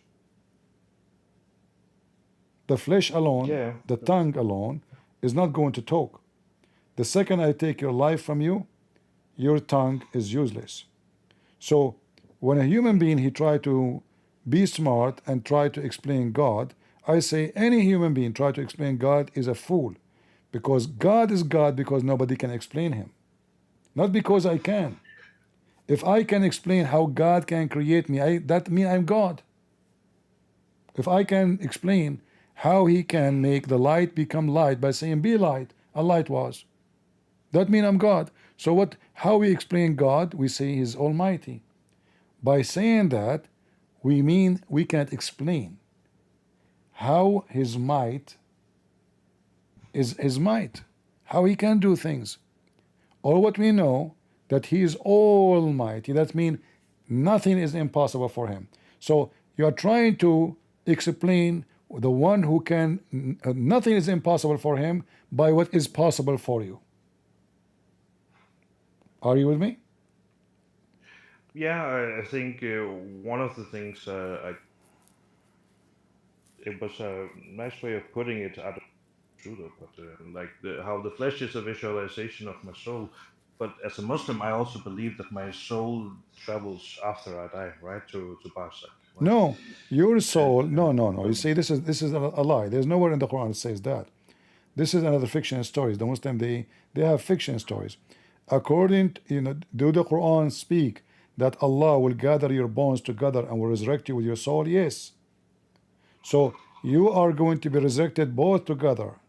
Resurrection is reuniting the soul and the body, not the body alone. All right. So when we speak about God, and I want to focus here, either you believe that God is the God of the impossible, or you believe that God is the God of only what is possible. If you believe that He is God only of what is possible, then you can use your logic of what is possible and what is impossible. So you use your logic and then God doesn't exist. That will make you an atheist. If you believe that God is the God of impossible, which means nothing is impossible for Him, then your logic, all of it will be broken, because He is above any logic. I do agree to some extent. When the Muslim they say Allah is all-knowing, is that because this is impossible or possible? Impossible. It is impossible for me, it's possible for Him, correct? Yeah. All right. So the impossible for you, how you can explain it by what is possible for you? So you are using wrong material. It's like, I'm going to break diamond by glass. No, diamond will break the glass, not the opposite. So you cannot you cannot test diamond by glass, but glass can test diamond. So the Muslim logic is the awkward. They're trying to say how the Trinity can be logical when there's nothing is logical about God. Either we go by logic, and then we can say we can put God under the terms of logic, or we say there's no logic. So is it logical for Jesus to be born of a woman without father? No, it is not logical.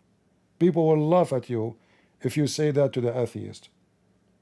But because we believe that God is the God of what is impossible is possible for Him, then we are not laughing. So if I want to try to explain how God can be three and one by possibility of mathematics, that means I am a liar, hypocrite, especially if I'm a Muslim, because mathematics and science will be broken in a second when we see what is called miracle. How Jesus until now is alive, the Muslim they say it's a miracle, because no man can live for thousands and thousands of years. Anyone can live like that? No. All men is dead. The Quran says, كل نفس ذائقة الموت. Every soul will taste death. So how come Jesus is not? The Quran says, وما محمد إلا رسول قد خلت من قبله الرسل. Muhammad is nothing but a prophet.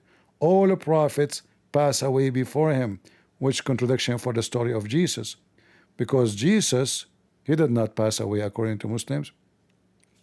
So either we go with logic all the time, or we don't use the logic. Muslims are hypocrite. When they want, they are logical. Is it logical that Allah come down every third part of the night? No, okay, sure. I do have to go, right. But I am happy with you saying that it is illogical. So I am happy with that answer. No, So I'm not saying it's illogical. It's all logical for the one who want to follow. No, you see, you're trying to play games. I said it's not logical. I said it's not logical that Jesus is born of a virgin based on science, based on the logic of science. I'm not saying, I said for me, it is logical because I believe God is above logic. It's called miracle. So it is not logical. The Muslims are hypocrite. They try to play game. Like there's a video of this guy, Lili Dawa. He said, God the Trinity does not make sense, because if God enter his creation, he can't be God. He said that. Then 10 days after, they asked him in a speaker corner, do God enter his creation when he come down to earth? He said, yes, he does. How he do that? Allahu alam. But he is the one who said, if God enter his creation, he can't be God. So here you see the Muslim hypocrisy. The Trinity does not make sense, and they decide what God can be and what God cannot be. That is another form of hypocrisy, because the second you say God, it is not you who can tell him what he is should be.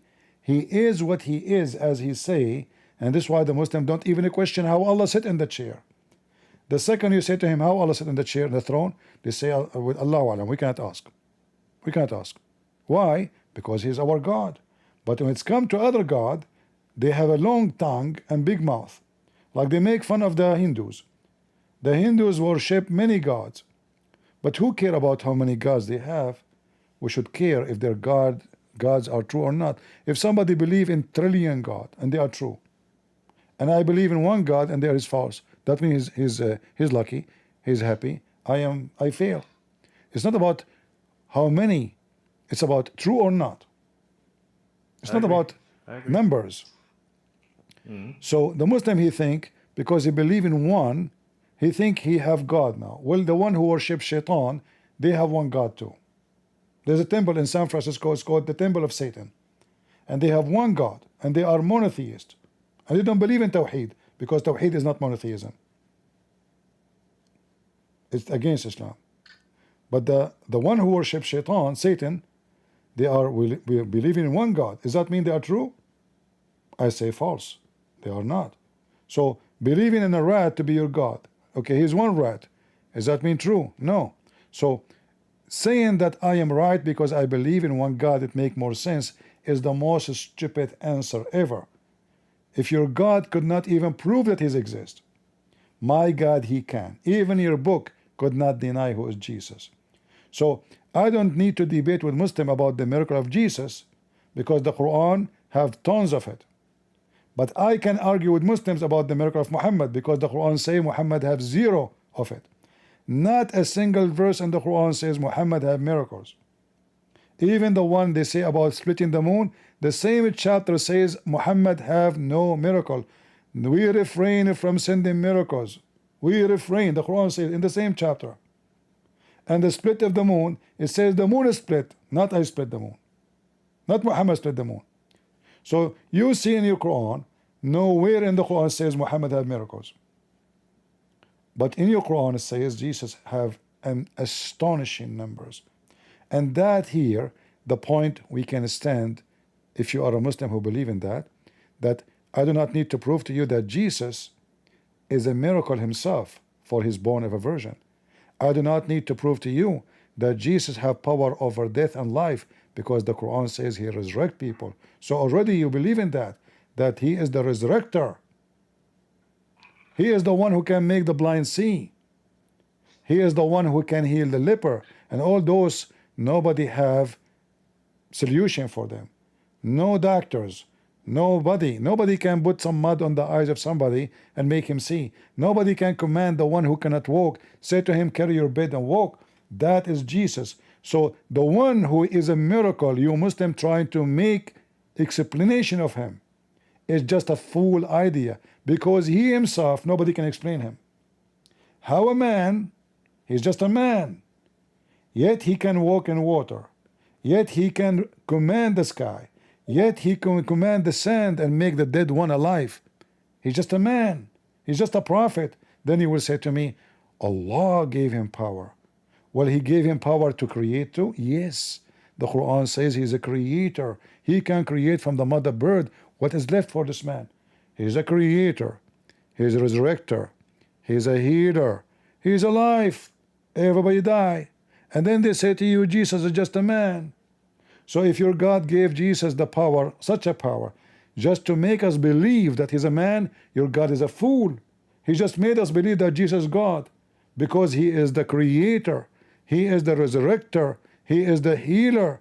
He is the one, even he will defeat Satan in the day of judgment. He is the one who will finish the plan of God in your religion.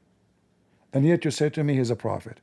So all the logic of Muslims is against their own logic, because Muslims are a bunch of hypocrites. They have zero logic. The only logic they have is we are illogical Muslims who claim to have logic. This is the only logic you have. Yeah, that was a long one, but but thank you for the. So What, you are out of words? no, I'm just. It just like seemed we are. You said you also. We have been talking for a long while, and you need to go or something. You needed to make it a short speech. No, I have a That's feeling that all. I gave you a flat tire. No. I'm having speaking. So. All right, my So friend. yeah. All right. Well, when you decide, I have a feeling that you left Islam already. Actually, you made fun of the Quran at least 3 times. So I'm happy for you. Yes, you did. Yeah. You did. No. You did. I know. Guys, if you believe our friend here, what's your name, by the way? Chisola. Chizola? Okay. Our friend Chizola, if you believe that you heard him laughing at Muhammad more than 3 times, give me one in the chat and let me know if you heard it. It's recorded. It's in YouTube. It's in Rumble. It's everywhere. Yeah, you're preaching to the choir, so they will be with you. No. You see, we are Christians. We are not allowed to lie. Jesus forbid us even from taking. Yes, Jesus forbid us even from taking an oath. You say yay. Are you Jesus? Are you perfect? Are you without sin? I'm not saying I'm perfect, but why I want to do what I will not do. This is not about being perfect, my friend. What does have to do with perfect? So if I don't lie, I'm perfect? No. Yeah, but No. But you said that Jesus or the Bible says that I cannot lie, as that you are unable to lie, but that's not true. No. This is not. You see, you have a logic of Zachariah. So if when the Bible speak about us as a being sinners, and yes, all of us we are sinners, which mean during our lifetime we go through stages and we correct and we fix our life. So I can be a person who is obsessed with money or women or anything. We go in a stage in our life. So in our life we start without sin, even though we are born as babies, but still we have the nature of sin. What does that mean? That we will go and we'll be tempted and we will fail. And it's proven that every human being fail except one person. And you mentioned the word perfect. That is Jesus. Jesus never commits sin. Why? For he is God. I am not perfect. But that does not mean I can lie to you just to make myself a winner. I will not do that, because that will destroy everything I just said. I am trying to say to you, if you follow Jesus, you will be a better person. And then in order just to win an argument, I lie and I say you laugh at Muhammad. No, I said that because we have recording. I advise you to go and listen to the recording in YouTube or Rumble after you finish, and take your time. And you come back to me if you want next time and tell me, no, I did not. And you can play the audio for me. Deal? Sure. Get me busted. No. All right. I'm confident. So. Okay, Yeah. you are confident. I am very confident because I have you recorded. Yeah. All right. Not to see how I laughed at the Quran and at Muhammad. You did. And then I will explain why I left. You will explain. So now you are confessing your sin again. You did laugh. I didn't.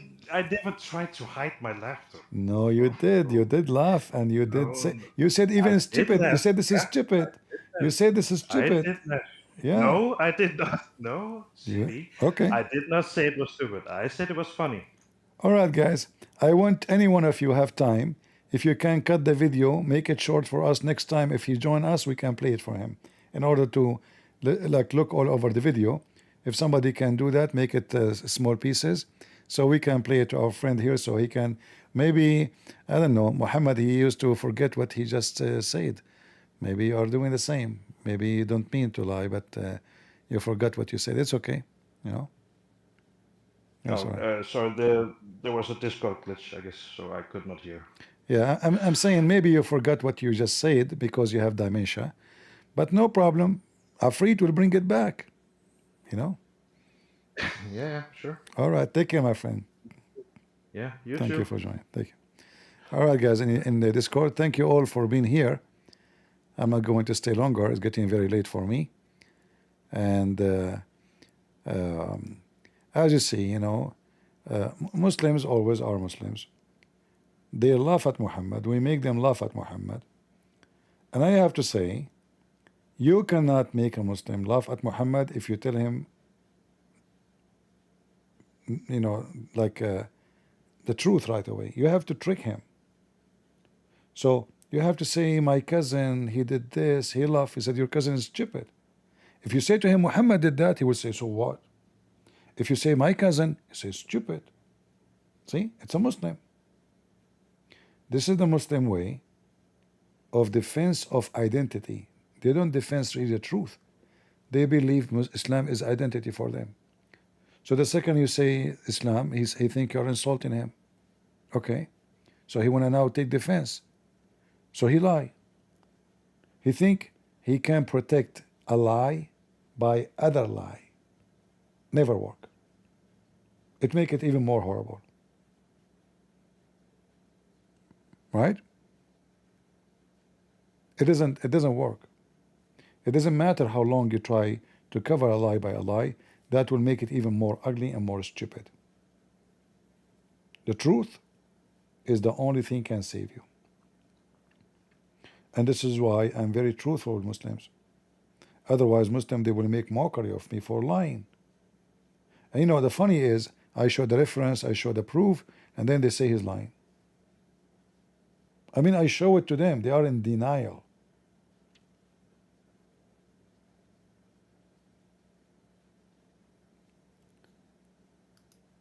The benefit of the holy urine of the Prophet. If I say, if the Christian believe, listen to this. The Christian is the one who worship Jesus, but you will never see Christians saying something stupid like this.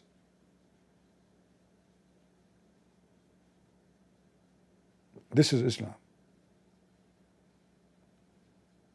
The benefit of drinking the blessed urine of our holy Prophet.